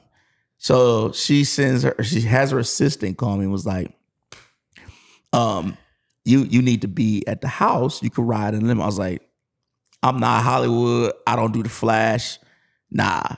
So then she hits her back and was like, well, tell him he can use my car and he can drive himself there. No. Now I'm insulted because I'm like, I know you don't have a car. How you gonna get there? I'm like, wait a minute. There's no making you happy, Michael. No, because I'm like this. I never like. I'm one of those. Like Tanya knows, I'm one of those guys.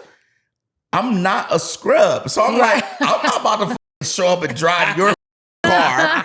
Like hell no. So I was like, but I won't get in the limo. I'm just gonna walk in. Yeah. Well, then the next call I get is her. So she's like, hey. I was like, hey. You know, so I'm like trying to play it. I'm softened like, up. She's like, the limo leaves at 7. You need to be here at 6:30. Okay, bye-bye. I love that. Mama was like, look, goodbye. Chop. Yeah, and we ain't dating or nothing. So I show up because I'm like, okay, now you didn't like sun me. So I'm gonna show up now. And me and my homeboy, Chris Duday. So we pop up. He drives me there. I'm like, I need your wheels. So we show up. And we do the DC party and everything. And then she says, I'm having an after party at the place I'm staying at. Karaoke. And so you gotta have a party after a party. We right? love karaoke. Gotta have. So we get back to the house and she's like, you want to go with me? I need to go get ice for the party. So this was perfect for me because I got her a gift. So I know that her favorite artist is Aretha Franklin. Yes. And so I found like this in CVS. I found like the greatest hits Aretha for $5. It had all the right songs on it. So I was like, good. And then I also wrote her a song. He did. Recorded it at my boy Chris Newday's and I got it for her and I was like, I'm going to give you my gift now. So we're in the car. And I gave her the Aretha Franklin thing, and she's like wigging out. And then I put in the CD and I play her the song, and she's listening to it. And I'm used to like, women love male singers. So I'm like, I'm about to wrap it up. She's like, oh, that's so sweet. Come on, let's go get the ice. I was like, what the did you just get? Like in my head, I'm like, oh my God, I'm nothing. I told you I was Tanya's a gangster. One thing I've learned about Tanya, she's a G. Straight up G. As if that wasn't bad, I get ready to leave this party and I tell my guy, I was like, yo, I think I'm going to let her know how I feel. So we're driving and he's like, bruh, that's Tanya Blunt, bro. You've got nothing. He's like, don't do hater. it. He's like, yeah. He's like, bro, don't do it, bro. Like we. In fact, the reason why we were kicking is because she wanted me to write music for her and her brother and be the producer, and it was gonna pay me and all this stuff. So my friend, who was my partner at the time, like we do music together. Yeah. He's like, bro, this is just a payday. Yeah. Like, chill, man. Like. So I'm like, no, I'm about to tell her, bro. So we're texting, me and her, and she says, Michael, you left your sweater. What else will you leave? Because I'm always leaving things at her house. So she's like laughing. And so I was like, I'm about to do it, bro. He's like, don't do it. I was like, it's about to go down. So I text back, what else am I going to leave? My heart. Aww. And you know what she said And back? I was No. No. Do you know what she said back? Not a damn peep. I didn't. No, but it was because I was drunk. I've been drinking all night, and my phone died. So when I got up the next, When I tell Not you, the phone dying at sis, the wrong time. it was like 12 a.m. My butthole is puckered for you. When I tell you all night, I was texting her back like, I'm so sorry. I read the room wrong. I'm sorry, Miss Blunt. I didn't call her Miss Blunt. I was like, ma'am, I'm sorry. I was like, I read the room wrong. I was like, And your friend's over there like, told you. Told you, man. he's like, you fucking stupid. idiot. He's like, you just lost our job, bro. And I'm like, he was like, yo, you can't sleep on my couch tonight, bro. You got. I was like, dude, all night I did not sleep. He I'm did texting not. her. Yeah, he did. All Poor night. thing. Do you know when I finally heard from Tanya was 12 p.m. the got next up. day. That's when I got up. You poor baby. Poor What did you think of the song that he wrote you? I love the song. It was called "The Beauty in You." It was so sweet. It was really, and you just really probably sweet. weren't used to receiving love in No, that way, so no. you didn't know how to react. Yeah, I didn't know how to receive it. It was beautiful and it was thoughtful. And for him to even think about getting like the Aretha Franklin CD and writing his own song, I was like, this is But so October crazy. 1st, 2010, that next day was the first day. That was our first date. So it was like a 48-hour. And she calls me from a whole nother phone, so I don't know it's her. And I was like, this phone keeps calling me. And so I answer, and I'm she's like blowing him up. and she's laughing. She was like, oh, hi. And I'm like, hello? She's like, That was my next question. How did you feel when you read that text I message? was laughing. I was like, oh my God. It's like 20 messages. That's what I said when I answered the phone. I'm like, oh my God, you like called me 20 times. What's wrong? I'm like, way to humble the man. Okay.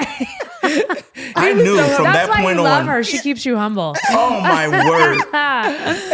We go to our first date at this Thai restaurant in Tyson's Yeah, Corner, I Virginia. asked him to go to a restaurant. And Were then you we- ready? Were you ready for love with him? Or were you more kind of just scared? Oh yeah, go ahead and tell this I part. wasn't Tanya. ready for love. I What was were you ready for? I was ready to have sex. I mean, I had done the whole, I'm gonna wait. I'm in church. I'm a church girl. I'm like, I'm ready. Let's go. She's like, dick me down, let's baby. Get it out. I And love not it. him. Not this guy right here. Lover boy. He's a lover boy. Oh, he was not a lover boy then. He was like, I'm waiting. Oh. This is My bad. mama told me this is so And embarrassing. I'm like, here This is I am. amazing. He's like, I'm waiting. I don't want to have because it's gonna mess things up. I'm like, That was like my husband. Okay. My husband tried not to have me. No. The Who first told night. you? Me and It's this because dude you are- guys. It's because you guys saw something more in us. that's Yeah. true. like I was ready to just hump and send him on his I way. was ready. Yeah. Yeah, and literally, my husband made me lay down in bed with him the night that we decided to have and make a 5-year plan with him. A 5-year plan. Nothing puts you in the This mood. guy. This guy. Wait. This guy. Don't tell her, please. Please don't. do. No, This tell guy. me. Oh, No, you God. have the pleasure I'm of worse. saying this around. Yeah. I am worse.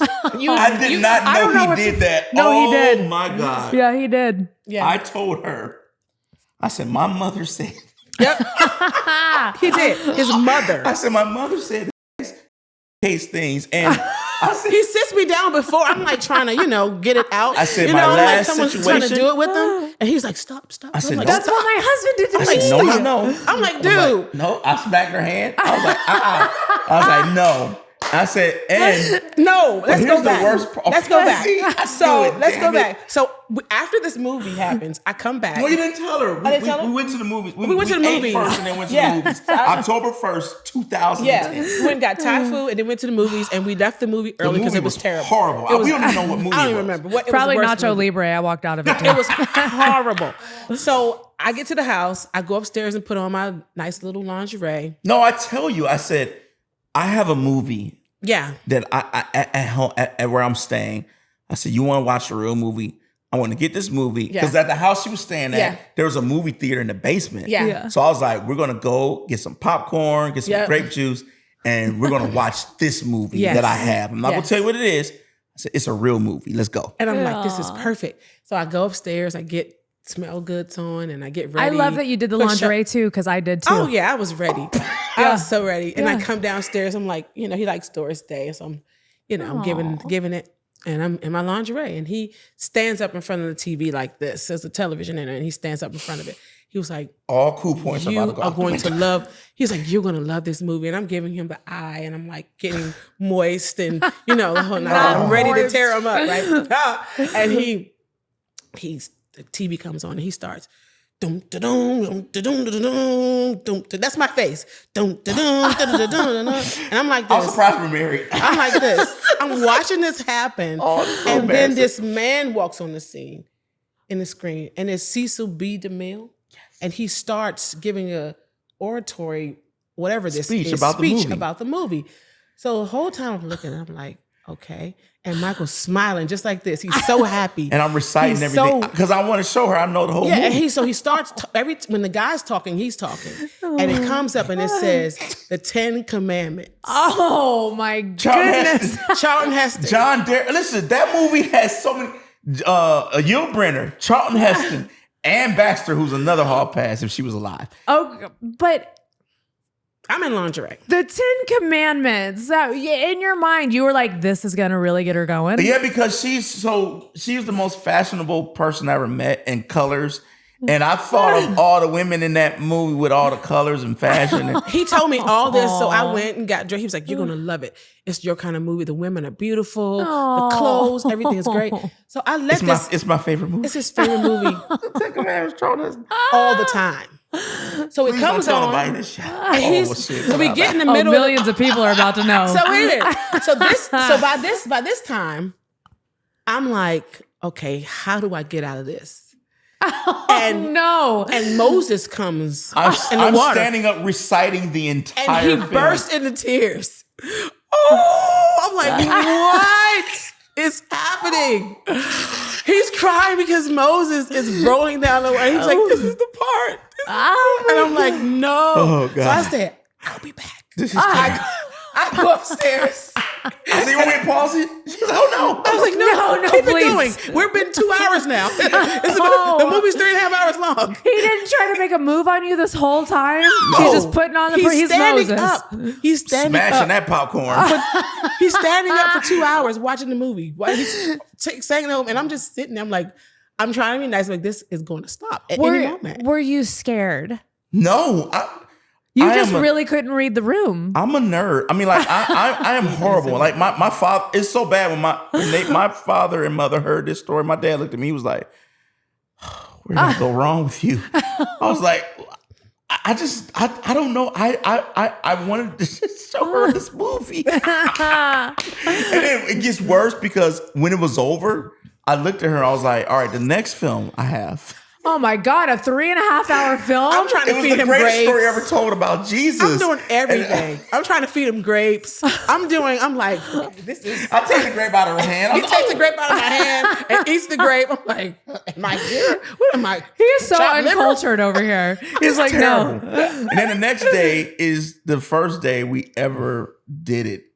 Yeah. I waited 24 October hours. 2. Damn. Isn't that great? Ruin the lingerie. No, the night, forget the that. ambiance. No, And I will say, I tried to fight her off then. I was like, no. I was like, stop it. I was like, okay. All right, keep going. I feel like I was like, all right, never mind. We're doing this. Finally. She sat through your movie-thon. I know. Reward me, please. Listen, she loved you. She loved you from the start. Oh my God. Because I'm not sitting through the 10 Commandments when I'm in lingerie. I would have had to turn that and be like, this will be to be continued. This will be- I okay? kept waking her up. I was like, oh, wait a minute now. I'm about to miss the best part.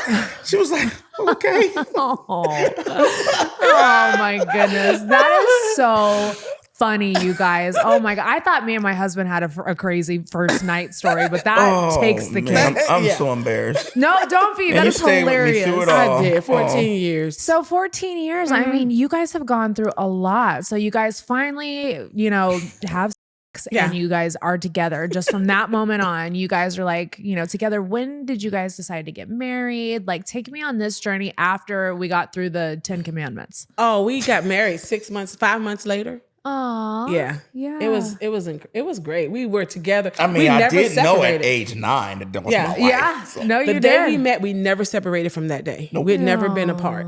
Like One ever. time. When was that? When you went to, That was when we were married, though. but we got sick, remember? Yeah, we got sick. And That that's was- when we knew Yeah. Legend was coming. I couldn't have another son for 14 years after I had my oldest. They told me I would never have kids again. So I had surgeries and went through the whole thing, and I wanted a baby, and it was so sad. But when I met Michael, I told him, I said, I'm going to have your son. And I knew I couldn't have kids, because manifesting. the doctor told me that. But I believed in it. And so. And I didn't think I could have boys because I had 2 girls. Yeah. And they were kicking my ass. And we got pregnant.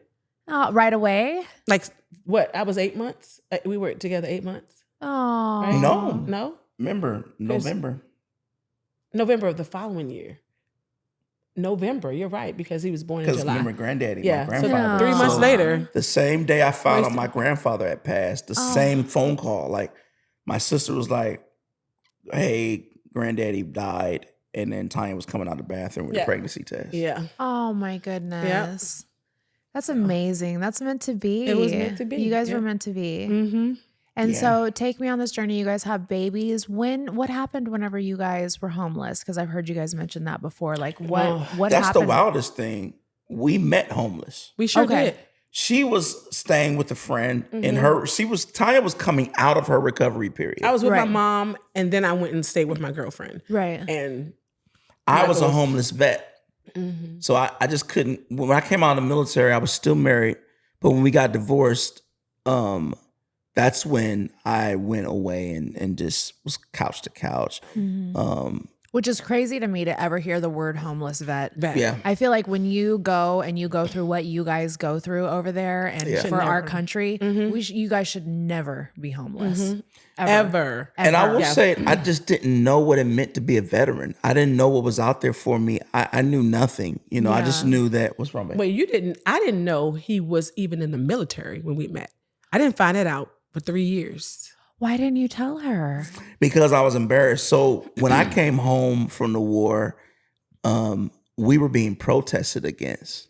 Aw. So when I got in the airport, I was in my uniform. I'm all proud. I'm like, I survived. I didn't get killed. You know what I mean? I'm like really happy to get home. And in Baltimore, there was like protesters and they were throwing things at us and they were just like killers and they were protesting the war and Bush babies and all the thing. And I was like, oh, so this is how my country feels about us. Okay. And then That's terrible. and then I couldn't get a job. In fact, I remember sitting on the couch and me and this other guy who was just released from prison, we were going for the same job. And he was like, oh, bro, he was like, man, I might as well pack up and go home. I was like, no, man. I said, you know, maybe we both get hired.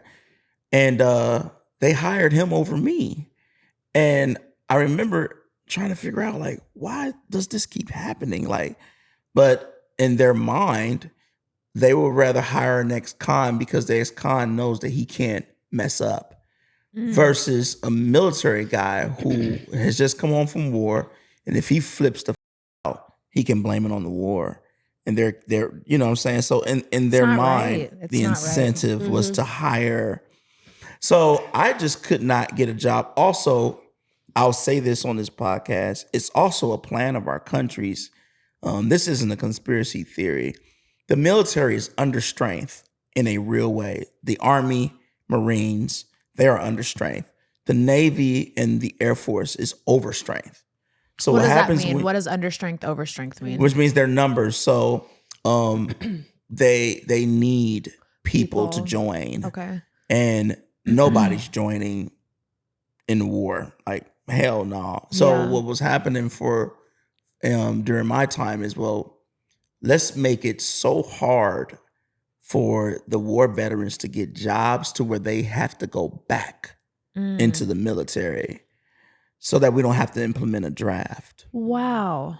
So that's what was going on. And so I made up in my mind, well, you know what?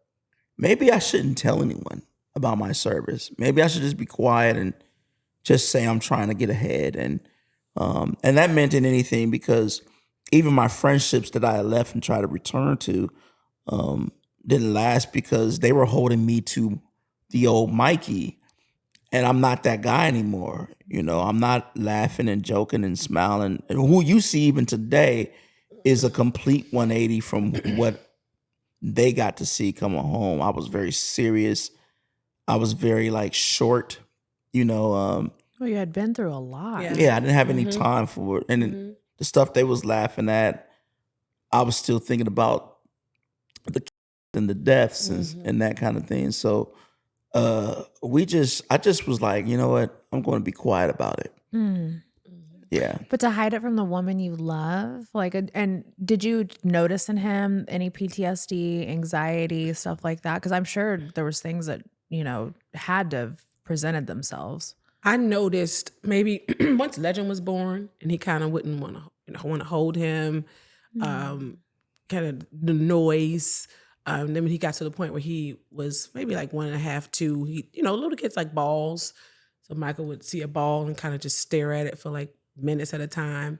And then the big boom was a boom. It was July 4th and Detroit, Michigan, and fireworks were going off. And he has this episode, he's like diving up under. Well, when there's fireworks in Detroit, I mean, it it sound real close. Yeah. It hit him low. Motherfucking thugs, boy. Yeah. Don't come to our July 4th party then. No, what's going on? And he's freaking out. You know, he's up under the bed. And I'm like, but I kind of saw signs. And I'm like, this time we just got to talk about it. I don't know what's going on. Yeah. But this isn't normal. And he's just like, get down, get down. I'm like, get down? What are you talking about? And then he kind of just starts telling me, you know, I went to war. And I'm like, you went to what? You know, you were in the military? He's like, yeah, I went to the military and I went to war twice. And I'm like, okay, and you're homeless and we're figuring this out. And I'm like, you need to go to the VA to, 1, figure out what's going on with you, and 2, see how they can help you. Yeah. And it was an angel, as always, when you go to places and God's with you. It's an angel inside the VA.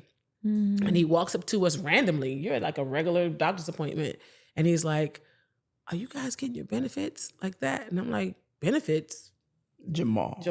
Yeah. And I'm like, no, I don't know anything about it. And he educates us about it. And it's not moving as fast as we want it to move. And he's like, well, maybe you can take it up a notch. And the next thing I'm thinking is, let's go to the government, to see what they can do. So I write the senator, Barbara Makowski, and I'm like, we're homeless. We don't have anything. My husband's served 2 tours in Iraq. Is there anything you all can do for us? And they looked at my file and realized that all the stuff that was written up in my file about me and what I had done out there. And I remember her saying, how did we let you slip through the cracks? She was very like charismatic and very like very compassionate too. Yeah, she felt it. It made me feel like someone actually cared what was popping off other than Tanya. Because Tanya saved my life. I mean, like, we talk about legend, but even before that, I came to her with 2 little girls. And my little girls were and still are in my world, but I was lost, and when I met Tanya, I felt hope. Like, even before we were dating, I felt like, I think my life is about to change. And I remember my daughters, my baby girl, Courtney, she was like, Courtney was like, how old? Like, 6. She looked at me and she was like, don't you mess this up for us, mister. And Courtney is wild. Courtney is not a people person. Like, she does not, like, she did not, as a baby, I used to have to tell people, she's not trying to be rude. She's just straightforward, I love her. Yeah. But they took both of them. Michaela introduced herself to Tanya. She was like, hi, I'm Michaela Denise Trotter. Can I have your autograph and your number? Your phone number? And I was like, what? I fell in love with Who are these little girls? They had better game than you. I know. Okay. They chastised me about that game. There, but, I love them so much. Those are my babies. That was a wild period. I mean, but to the homeless point, when we realized, when we started dating and stuff, we just never separated. And I was over that house October 2nd until we would leave. Like, I never left. I didn't leave. Like, we would wake up, eat, watch TV. That was our life. It was bad. Yeah. Like, No, that's how the beginning of passionate relationships it was are. very passionate. Yeah. it was all day. It still And then one day, the people were like, okay, y'all gotta go. It's too much noise in here. You all need to go. Here's a fact. We counted this. Get your own house. Our first year. I love it. They're like, you're making us look bad, right? You're making my husband have to step his game up. Well, our first year, we counted this. Yeah. We stayed in 20 different houses. Yeah. Wow. Just was like crazy. rentals, like Airbnb. No, people No, would in let us people's stay, homes. and then Oh, 2 just weeks letting later, you- kick us out. Oh my goodness. Yeah. And we found one guy who was an ex-military himself. Mm. And he and his wife, I got into a spat with the first lady of a church I was working for in Virginia. In Richmond, yeah. They were having us stay in one of their members' homes. He had a duplex. And Legend was about... It was 2.5, 3. No. Was he walking? Mm-mm. Remember, we was holding him. He remember, she would hold him and he'd Oh, that's freak right, out. because he was about a year. Mhm. He probably just turned a year. This lady had very bad energy, and Legend, whenever she would hold him, he would scream and claw, and she was like, he's got a demon in him, and all these things. No, you got a demon in you, lady. Yeah. Crazy lady. Well, we got into a little disagreement about, they hired me to be the music director, but she wanted all the solos. And I was like, lady, y'all hired me to do a job. So I put in a plan that if you're late, you can't sing on Sunday, no matter who you are, because we have rehearsals and stuff. And so she was late, and wanted to sing. I said, I'm sorry, that can't happen. So we got into it, and I was like, all right, you know what? I can't do this. And they were like, well, if you're not gonna be doing it, then guess what? Y'all need to move out right now. Yeah. We had nowhere to go, like with a little baby. Like they kicked us out of this little apartment. And this guy, James Cooper, he said, why don't y'all come on Sunday, come up to our church. They had a little house church. And I was like, man, we gotta go on faith, Tanya, because I got literally $8 to my name. And without any hesitation, they take up this offering for us, and then they open this door and show us this room in their house. Mm-hmm. And they were like, this is your room. This is your house. Y'all stay with us. Yep. Rent free as long as you need. No strings attached. We went back to Richmond, got our things, stuff, and drove back up there because they had given us enough money from an offering. Aww. And we were there. We would be there from 2012. 2011. We would be there from 2011 all the way to 2016. Aww. Rent free. No, I mean, like we would give them things. In 2016. That's when your pension. That's when the military finally finished processing all the things for me. Yeah. Jeez. They sent me a check for $5,675 as a holdover. They were like, listen, we're almost done processing your claim, but until then, here's $5,000. And then Tanya's mom, this was in November 2015 is when I got that. Then Tanya's mom had passed away. And we were war and treaty by then. We became war and treaty in 2014. Okay. Yeah. And we had a little tour plan, and Tanya quit. Tanya was like, I'm done. Like that's. I mean, my mom. I was devastated. Like, oh my God. I mean, I just couldn't. She wasn't sick, and 3 weeks later, she just died. I was like, what happened? She had a little fire in her house, and it raised her blood pressure up and triggered like vascular dementia. So when your blood pressure gets high, your memory leaves, and she ended up going to a hospital, and it was just one thing after the other, one thing after the other. And 2 weeks later, they were like, "We're gonna have to put her in hospice," and we were like, "Hospice?" She just had a stroke, but she kept having series of strokes, and the vascular dementia just kept getting worse. But we now that we look back, she knew she was gonna die. Yeah, her entire house was clean. She had all her paperwork together. So, she knew something was going to happen, and then she passed away. But Tanya had quit, and I never forget this moment. We were done. Like we had nothing, and we were still living in their home. Yeah. But Tanya was like, she was starting to get that. I need my own. Like I'm ready to get out of here. That kind of thing. Yeah, a woman wants her own space. Yeah, we were on WIC. We had stable. Food stamps. We were like living. We were in it, man. Yeah, and we were. That was. You hung in there a really long time together, doing just the but couch. We were happy. That's the thing. Like I had, Tanya was getting her residuals, and each year, this is how bad it was. Each year, Tanya could rely on one main check. They'll pay her like $10,000 to come to Switzerland and do like a Christmas thing with this one church. I was making literally $125 a Sunday to play. That was the only work I could actually find. But it was 2 hours away. Right. And I would be driving. There's still 2 hours to go and do that and then driving back. And finally, I looked at my wife and I was like in tears because I knew that I was done. I was like, Tanya, I'm dying. I can't physically do this anymore. Right. And I don't know what we're going to do. And she's like, baby, it's okay. And then I was really at the height of my depression with PTSD.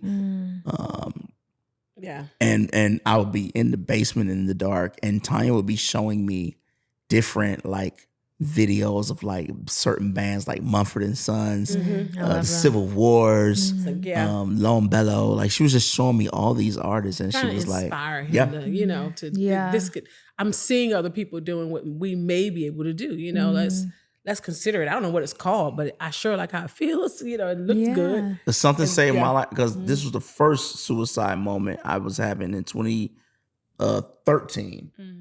And Tanya was in the shower, and it just, depression just came in like a Mack truck. And I was like, I'm going to end this.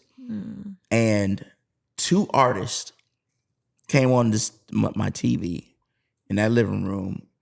The first one was Lee Brice, and he had a song called "I Drive Your Truck," and it was like military dog tag swinging it, and the lyrics, and I was just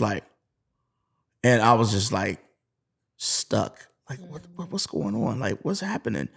And then the second cat was an artist named Brantley Gilbert. We love Brantley, and he's got this song at this time called "That's One Hell of a Name Man," and that was it. The dam just cracked in half, and I was just like yelling and bawling, and I couldn't take it anymore. And Tanya came in there, and I was like, I don't know how, I don't know what I'm gonna do, but somehow I need to be doing that, what they're doing. And then, so in 2014, we became a duo though, because we recognized something that, you know, Tanya is immaculate alone. Like by herself. Her voice is just, her stage presence. Tanya's a superstar. Me alone, I can make it. I can fare. You know, I can get along. No, he's you guys together is so special. But when we started doing something, rehearsing together, songs that I wrote for a brother, and a mutual friend was like, oh, hell no. That is what y'all are. Yeah. So 2016 comes, and so let's pause right there really quick. Yeah. Tell everybody how you guys came up with the name War and Treaty, because that is such a like just distinct name. That the first time I saw you guys perform, I was like, who are these people? I was so excited. And Jay's like, that's the War and Treaty. And he's like all telling, like he was happy that I didn't know who you guys were. Like, and he got to like fill me in. Yeah. We were fighting. Yeah. We got into one hell of a fight. We were fighting because Michael. She said we were not in therapy. We were not in therapy. I needed therapy at that time, you know. But we were fighting. We had changed the name like 9 times. Well, Michael changed the name 9 times, and I'm like the steady Libra. You know, I'm like if that scale starts going, you know, off, I'm like it freaks me out. So I'm like, we're not changing the name again. Yes, we are. I'm like, yes, we are. And I'm like, we're not doing it again. Yes, we are. I'm like, we're not. It's not happening. We are changing. And we're the name. going. This is happening for like 15 minutes, right? And I'm asking him why does he want to change it. He's explaining. That makes sense. Yeah, and I'm like, no, it's not going to happen. And so I say, listen. This is not. But we're getting loud. I mean, we're like fighting. You know, we argue, and you would think, okay, they're about to get divorced. Okay. That's how it is. But you guys Everything's are both passionate people. Yeah, we're very so, passionate. Yeah. Respectfully passionate. That's what I tell our son. I'm like, you know what? We're having a respectful debate. It's just loud. All right, here they go. Everybody just walks out of the room. All right, and then you know, but he finally gives in. I say, Michael, this is not a war. We have to find a treaty here, some peace. And he's like, and I'm gone. I said, you just did. That's the name. She was like, what? I was like, the War and Treaty. Yeah. And that's it. The natural tug and pull of life. Yeah. But it actually kind of applies to both of you because you have the war and the war inside of you that's been going on. And you're kind of like the peacemaker and the treaty and like the balance of the relationship. Yeah. So it really does fit both of you guys. I saw it immediately. Yeah. When she said it, I was like, oh, this is our life. Like this is, you know, that settles it for me. Mm-hmm. And she was like, it's too long. Yeah. I'm like, typical woman. Yeah, it's too long. What does it mean? I was like, so She what? said, what does it mean? Yeah, what does it mean? After I said it, what does it mean? Yeah. It's your idea. I love it. So how did you guys finally decide to keep it though? Like, how did you convince her that it wasn't too long? I just told her what it meant to me. Yeah. I was like, you know what, Tanya? I said, to be honest with you, you have been my peace in every single war. That's it. I was like, That's a great wife. I was like, I don't know what other name we could come up with that would represent our time together here on earth. And I hope to be that same thing back to the struggles and the wars you have inside of you that I have yet to see. And she was just like, oh, okay, I'm in. That's it. That's what it is. I was like, all right, bet. So take me on this journey, because now you guys are making music. I mean, how did you guys get your foot in the door, especially in country? Because it is not an easy avenue. Wow. It's weird because I can't pinpoint the win. Can you? You can? I can't. I mean, this man knows dates. You're like my husband. That's how Jay is. He'll tell you dates, He's a times. dates guy. I don't know. I never don't know. I mean, we were just. I don't even know what day it is. Ever. I'm like that too. I'm like, okay, where's the phone? Yeah, exactly. What day it is? I don't know. I mean, we were recording music and we did a record with Emmylou Harris. We did EP first. Okay. In Albion, Michigan. After my mom passed, I wasn't doing music and I kind of fell in love with it again in Albion and put it out. And Michael didn't want it out initially. So I kind of snuck it to this lady on Twitter. No, that's I'm Hi-Ho, the song. Hi-Ho. The single, yeah. And it was kind of folky, it wasn't a mainstream country sounding, record. And it kind of took, to certain parts of the country that we call the heartland. Well, country Michigan. wasn't in the cards. No, at all. We had no No desire. aspirations to be in country. Because to me and Tanya, that meant something else at the time. Oh, okay. Like keeping it 100. I mean, the things I knew of country music as it pertains to people that look like us, I was like, we gonna be over here. There's not room for us. No. Is how you felt. Yeah. That's how I felt. And and I didn't want to be in the industry at all. No, I had a problem with selling the music and doing all, because remember now, I got into writing music. I think that's what I skipped over to tell you. When I wrote that song about the fallen comrade, my colonel saw how it affected our battalion, and he changed my job. I became the songwriter for our unit. So I had to go to every memorial, every death, and learn about the soldier if I didn't know them, and write the song and turn around and perform it that afternoon at the memorials. So I had gotten to a rhythm of literally writing songs about a life and not really trying to be clever and not trying to be cool. I was literally writing about one individual who was living and is now no longer with us. So when Tanya presented the idea of, sending the song to the radio and all that stuff, my famous sounds like, they go that Hollywood shit, and hell no, I ain't in. And I'm like, I just bought some bootleg CDs from but it wasn't, but even that album was more his story kind of, now that I think about it, it was him letting it out, Right. It was whatever he had gone through, it was letting it out in that I purchased. So we never, I don't think, I can't remember the when. You have the dates and you know when, but I know exactly what took place. Yeah. We got to go back to a guy named Peter Cooper. Peter Cooper is a Nashville staple at the Country Music Hall of Fame. They were inducting in 2018 the late great Dottie West into the Country Music Hall of Fame, and somebody had caught wind of an interview of me and Tanya on NPR talking about our story and talking about the homelessness and the military and all that stuff. And Peter was like, you know what? Dottie West would have loved the Warren Treaty because of her character and because of the stories of her. I mean, she would just let people stay on her couch for days and months at a time, and she kind of lost her marriage a little bit to that, amongst other things, what he was doing. But nonetheless, they were like, we want to present the Warren Treaty to the family. And the family was like, oh, let's do this. Let's get them to sing.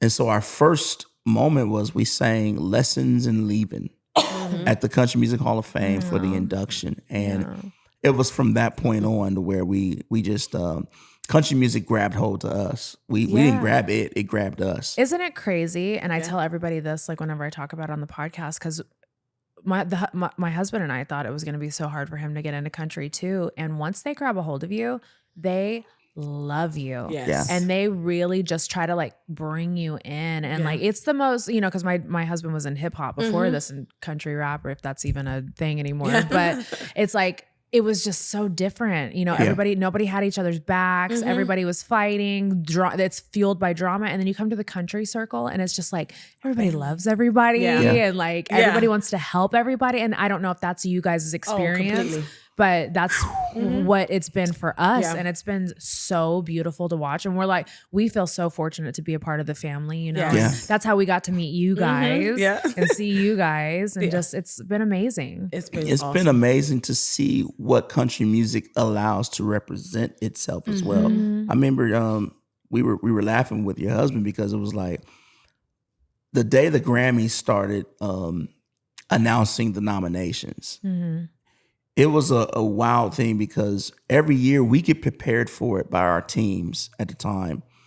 And it never happens for us. And so this particular year, I was just like, I'm not interested. You know, we're in the airport. You know? Watching it.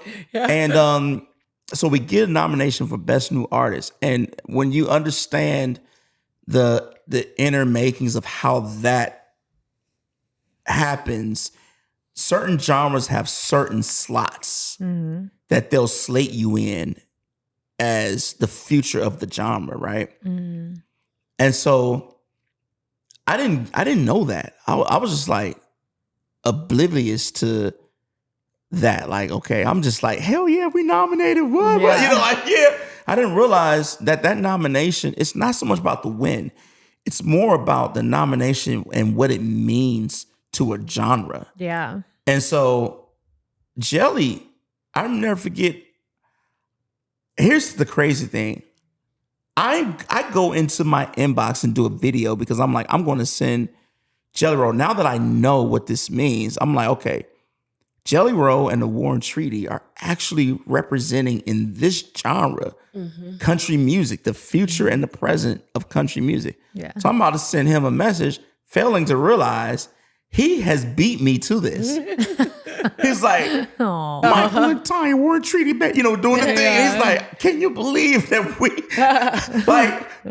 And honestly, no, I cannot. Because I mean, when you look at Jelly Roll and when you look at Warren Treaty and you put them face to face against what has represented this genre for years, starting with Johnny Cash, starting with Loretta Lynn and all the things. And as you travel, Garth and Randy Travis, and you look at that and then you look in today's industry, there are artists who on the outside, they want to reflect that. You know, I mean, even me, my stylist had me trapped for a while into believing that I had to reflect this in order to be accepted as a country artist versus realizing my talent was already putting me in the room, right?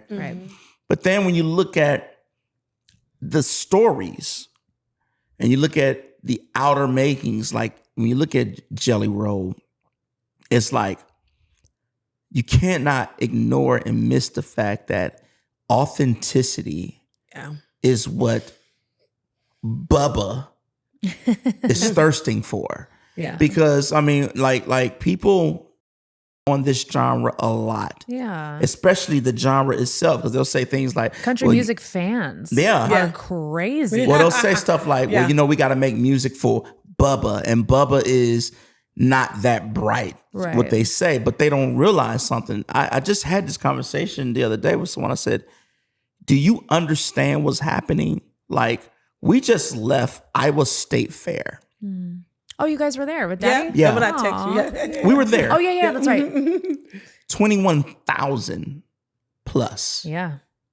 Crazy, right? And you cannot go anywhere without hearing on the intercom, oh, Jelly just pulled up, or to hear what a fan says about Jelly, or to realize people wearing these shirts and people are really connected, and people are, you know, those who are, there's maybe 25% or 50% of the audience is connected to the music.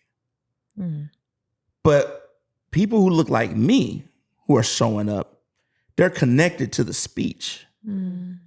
That's different. Like people think it's a joke and they think it's cool that someone will put organs behind his acceptance speech. And I'm like, y'all don't understand what that means. That means he's preaching to them and he's touching a part that makes them feel like somebody's hearing them or they feel better.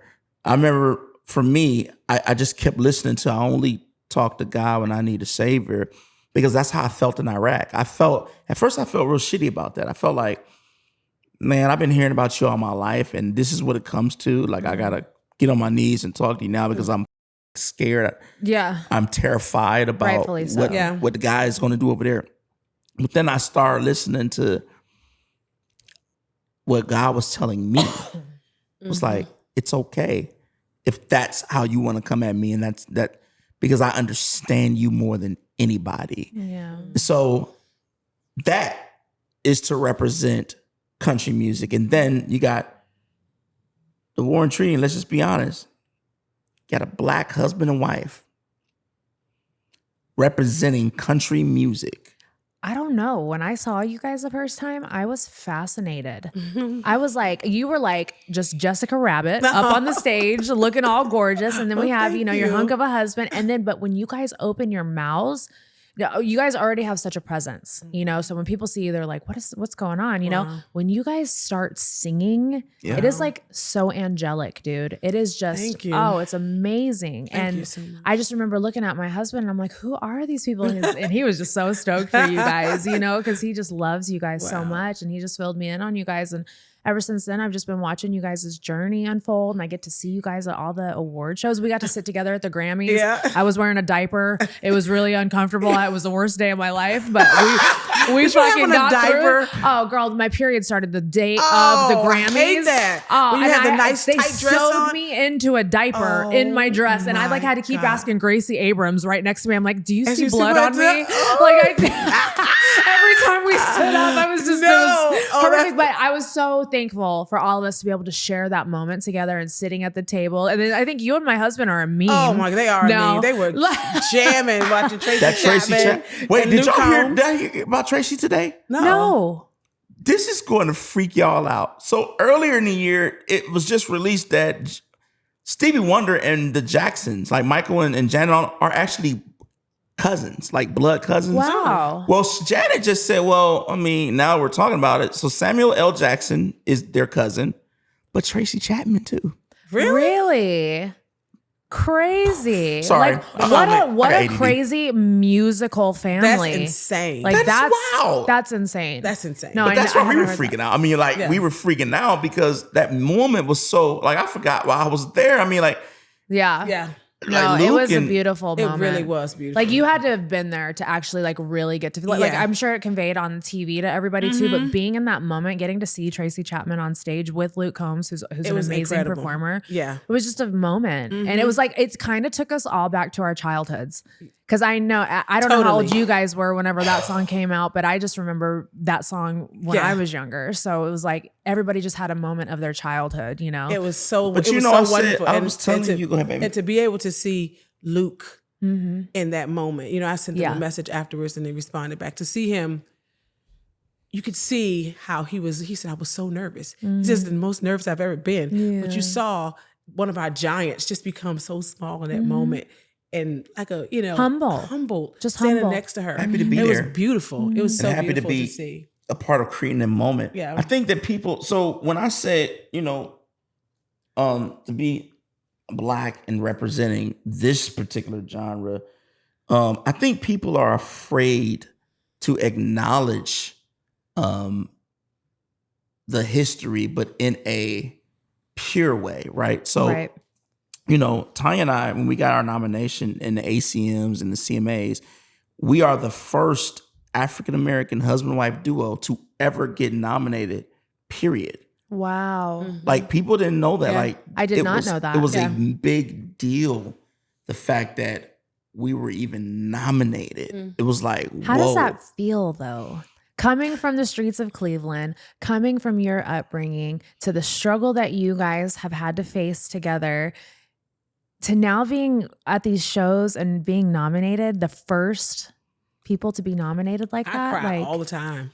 I cry all the time. I'm driving down the street sometimes. I'm just like bursting in tears. Yeah. You know what I mean? Because you can't dream this up. You couldn't put it down as a marketing plan. But just the thought of it now even brings me to, wakes my eyes, just make me want to cry because I'm like, so many people had this dream, and for it to happen for us, it's mind blowing. And on the other side of it, it changed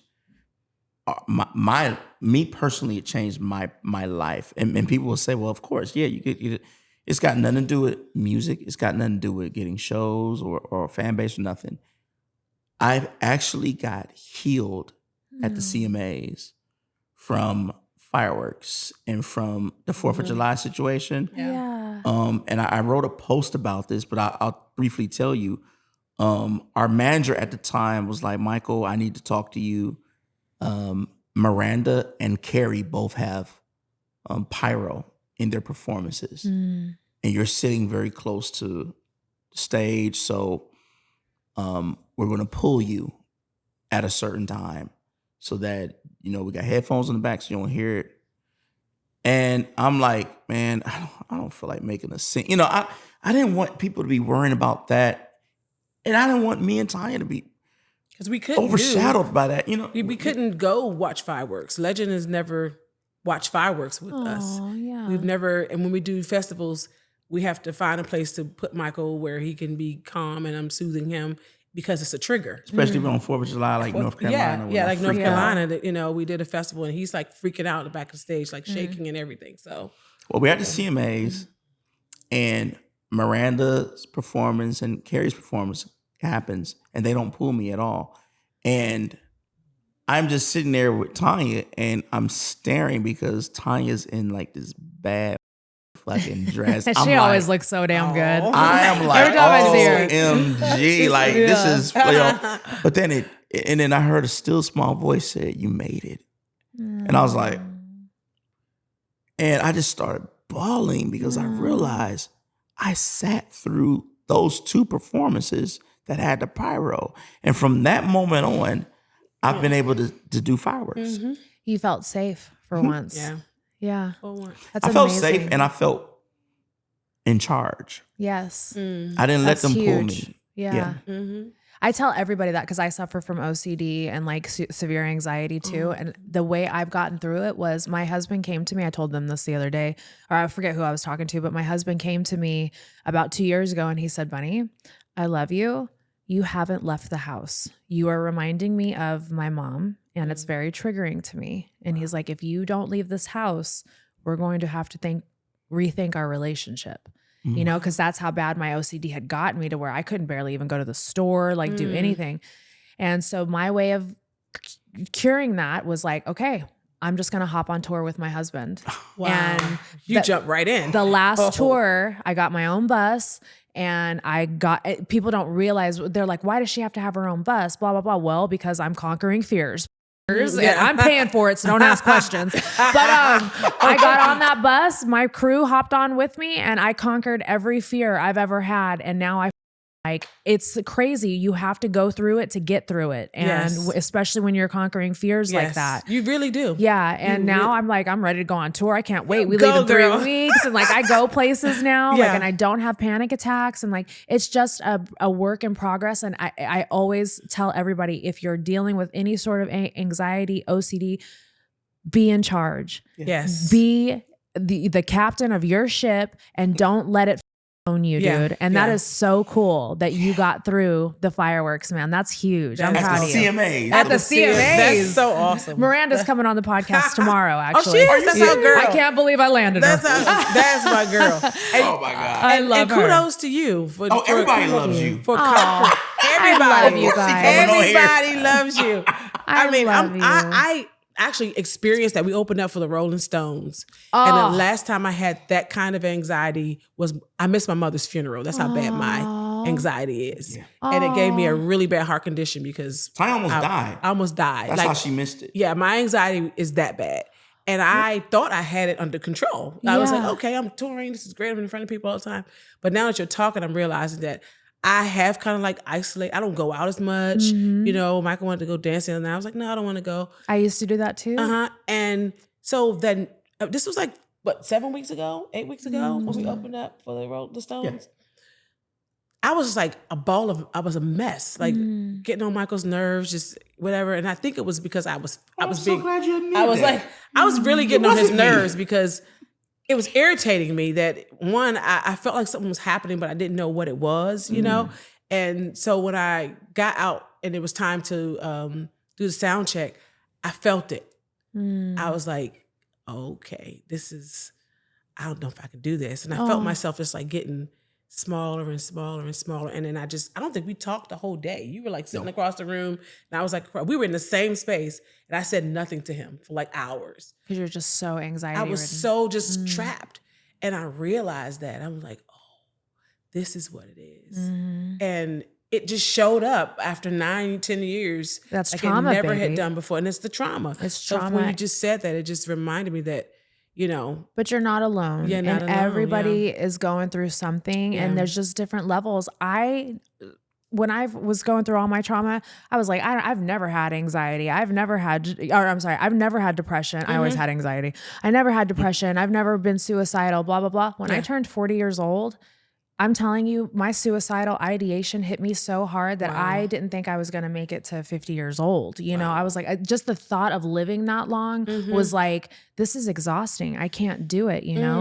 And you're going to go through levels like that with your anxiety. But the best thing I could ever tell you, and if you need to text me anytime, do not let it control you because when you let it control you, you're giving in. You have to fight back and, you know, do it on your own time and when you can, and it'll happen when you can. But do something different that you would never do before. Like next time Michael asks you to go dancing, go dance with him, but say, you know what, baby, I'm going to go dance with you, but I'm going to go for an hour. Yeah. And that's what I used to tell myself. Okay, I'm going to go do this. Remember, I would give myself time limits, guys. Yeah. And like, I would show up to Jay's shows and I would be out like before halfway through his show. But I started to learn how to trust and feel safer more and more and more. And it's a process, but you'll get through it. I promise. That's amazing that you said that because that's actually why the housekeepings were hired because, see, my wife is the kind of person, I just wrote this in a post the other day, Tanya does everything for everybody. And I realized that's also a part of her super strength, her superpower, but it's also a part of the thing, right? Yeah. And so I know how long to let it go. And then I'm like, well, hey, Tanya, I need to be involved. I need to know what's my role. What can I do? And so, you know, finally she's like, okay, you need to pay this bill. You need to hire this, that. And so I did. And it makes me feel like, you know what? I'm doing something for her, even though it's for us. Yeah. You know, well, it's taking the load off. Yes. Yeah. My husband had to do the same thing for me because I was just like Tanya. When people don't know this, but when Jay and I first got together, I used to kind of quote unquote manage him and I would do everything. Wow. And it got to a point where it was just crazy. Now I don't know anything that's going on with his business at all. But it's is like, your name Tanya? So y'all are manage Michael. His country name was Trotter Michaels. When I managed him. You forgot this one. We need Trotter Michaels. I've tried everything. My R&B name was Mike Ivory. God, that was my R&B hip hop, and she managed me. I managed him. It was so funny. I love it. You got Jay was totem pole roll. Oh, yeah, you got. I can't. Follow totem pole roll. He will love you forever. He'll be like, oh my God, because that's like his Antioch name that everybody. Wait, do you want to know some of our duo names before? I would love to know some of your duo names. Okay, so here's a classic. You go back and forth. So we were first called NYA, which stood for 9 years apart. 9 years apart. Okay. And then it was Empty Earth. Empty Earth. I actually kind of like Empty Earth. It's a rock band. That was our rocker phase. That was our rocker phase. We're like Beyonce. We had phases. Yeah, we had eras. We had eras before they were eras. I love it. Oh, we never put no music out. Never. I love Empty Earth though. Yeah, I do love Empty Earth. Empty Earth. And we were playing on things. I was like, oh, empty, like MT Earth. You know, she was like, no. Yeah. And then we were Dear Martha. Yeah. Okay. And then we were Mike and Tanya. Dear Martha, does that have to do with Martha Stewart? Now that I think about it. Buddy, You know what? I didn't think about that. Stop using your I'm gifts so now. green. That needs to be in my house. You have Dumb Blonde. That needs to be. I'm like, that's the name? You Now know, that I think about it. No, it was so my military buddy who was killed, his wife was Martha, and we have a song called Dear Martha. Yeah. So we were trying to do that. Gotcha. And then we were called I'm Not Your Sister. I ain't your sister. I Ain't Your Sister. Yeah. What phase was this? This was The folky. the folky, yeah. Then it was Mike and Tanya. He's trying to It change was the never name. Mike now. and Tanya. That's what I wanted. You wanted I to want change to change it He again wants to to Mike and change it Tanya. now. No, I don't want to. And then we were the Trotter Warren and Blunt. Treaty. The Warren Treaty is Yeah, we're so good. solid now. Yeah. But, So yeah. can we dive in really quick? And I'll let you guys go because I have had you guys for over 2.5 hours. Oh, This I has love been it. amazing. This has been amazing. I just want to let you guys know, hey driver, my daughter, our daughter, played that song over and over again. It's her daughter's favorite song. Oh Yes. my God. You serious? How did you guys connect with Zach Bryan and take me on that journey with you guys? Because I know it's a huge hit on TikTok and I want everybody to know the story behind it. It was at the ACMs. We were doing the ACMs and Zach, it was time to leave, behind stage, everybody's leaving. And he runs back there. No, Yeah? we weren't going to meet him. Remember? We were not going to meet him. No, we were going to talk to, was it Nate? Nate. Nate. Yeah, Nate Smith. We're going to meet Nate and Zach runs back there as we're talking, finish up talking to Nate. And he's like, guys, I'm sitting next to my dad. I got chills. My dad grabs my leg. He's like, what is happening to me? He's like, I don't know what's happening to me. He's like, and so he says, we got to exchange numbers. He was like, do you understand? I don't think people understand what just happened to us in there. He said, but they will. And so we exchanged numbers and not even a week later, he sends Michael the song. No, it was the next day. Was it the next day, right? Yeah. And maybe a couple of days, the next day, and we send him a voice memo. He's like, I just want to hear whatever you guys want to do. Like, here's the song, whatever you want to do. Send me a voice memo back. Yeah. And so we send the voice memo back to him and he puts it up on his. Here's my new songs. He puts it up in a Zach Bryan kind of way. And I love that about him, though. I love that he doesn't give a shit. He wanted. He knew what he wanted. He knew what he wanted. Wait, his classic line was, wait, are y'all signed? Yeah. I was like, what the heck, bro? Take that down. We gonna get in trouble. Yeah. So we had to do the whole industry thing and, get the paperwork together. Who are you guys signed with? We're Universal Nashville. Okay, gotcha. Mhm. Okay, perfect. So with them, and he flew us to Philadelphia, and we're in the studio. And if you hear on the record, Zach Bryan say that the song is Michael's. This is your song, Mike. It's his song because Michael goes to the bathroom, and I start talking to Zach. I'm like, yeah. Zach gets on his guitar. I'm like, Michael plays the piano like that. He's like, oh, he does. I said, yeah. I said, he would sound really good on this record with you. And he's like, he would? He said, you think he'd play? I said, hell yeah, he'd play. Now, Michael doesn't like to play the piano just exposed, Right. by himself. So he gets back from the bathroom and Zach's like, yeah, Michael. Wait, yeah. And he's like, yeah, Michael, his piano right here, man. He's I was like, like, what? He's like, what are we doing with that? he's like, what are we doing? He's like, come on, I'm doing this. You start playing. So Michael starts playing. He starts playing. And then Zach leaves out and goes on the other side because he's recording out there and we're recording in the booth.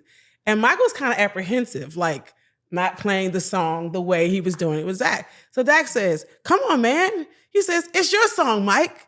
Aww. And we just go right all the way down and start. And I got this stupid ass Ned Flanders laugh from Yeah. The Simpsons. I'm like, okay. Yeah. I hate that part. It's your song, Mike. I'm like, He's laughing.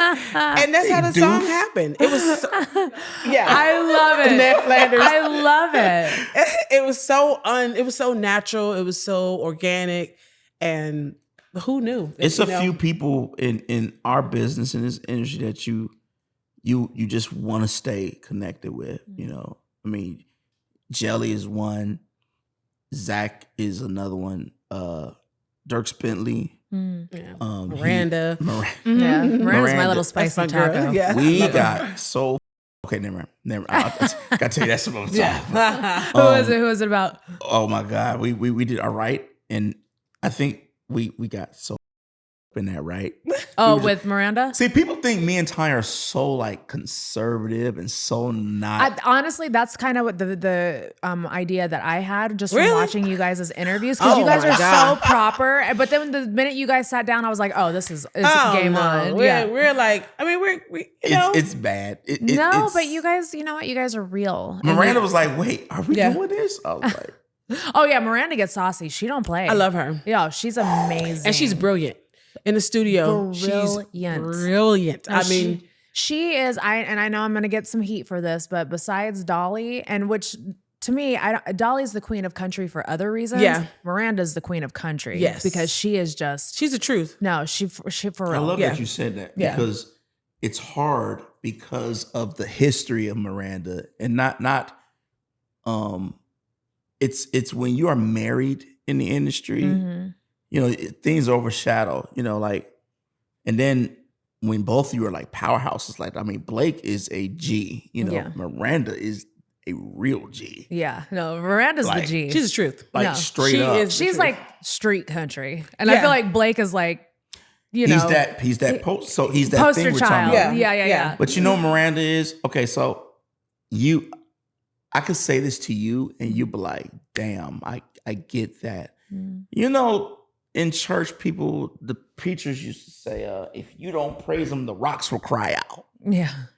Well, this is the rock moment. Mhm. These are the rocks. Mhm. We are the rocks, Yeah. and the rocks is the real thing. It's like Yeah. that over there. You've abused this gift of spirituality for so long Mhm. by creating this poster picture of what it is, and should then be, trying to yeah. force people to live up to that. Mhm. And then now it's like, okay, now we unchained. Yes. We're unchained. We are like, Everybody's this it. making their own path. Everybody This is what it is. is. Yeah. My husband, you guys. I mean, like, you yeah. Thank you. Hell yeah. I appreciate blazing you guys. it. You got a fire torch. Just burn the damn path up. So we the man, rocks? After 6 years, I'm just glad to be here. I love it. All I right? love it. I love you guys, and I appreciate you guys so much. Thank you Thank for you. sitting down with me. And whenever you guys want to come back, if you guys have new projects, anything, you guys always have a seat on my couch. We would love to. Thank you. so Thank you so much. I know. I'm so excited to have you guys. I'm so excited for the world to get to hear this and just love and embrace you guys. Like, I'm really stoked about it. Thank you. More than they already have. What are you? So shout out your socials, and then like let me know of any projects you guys have coming up.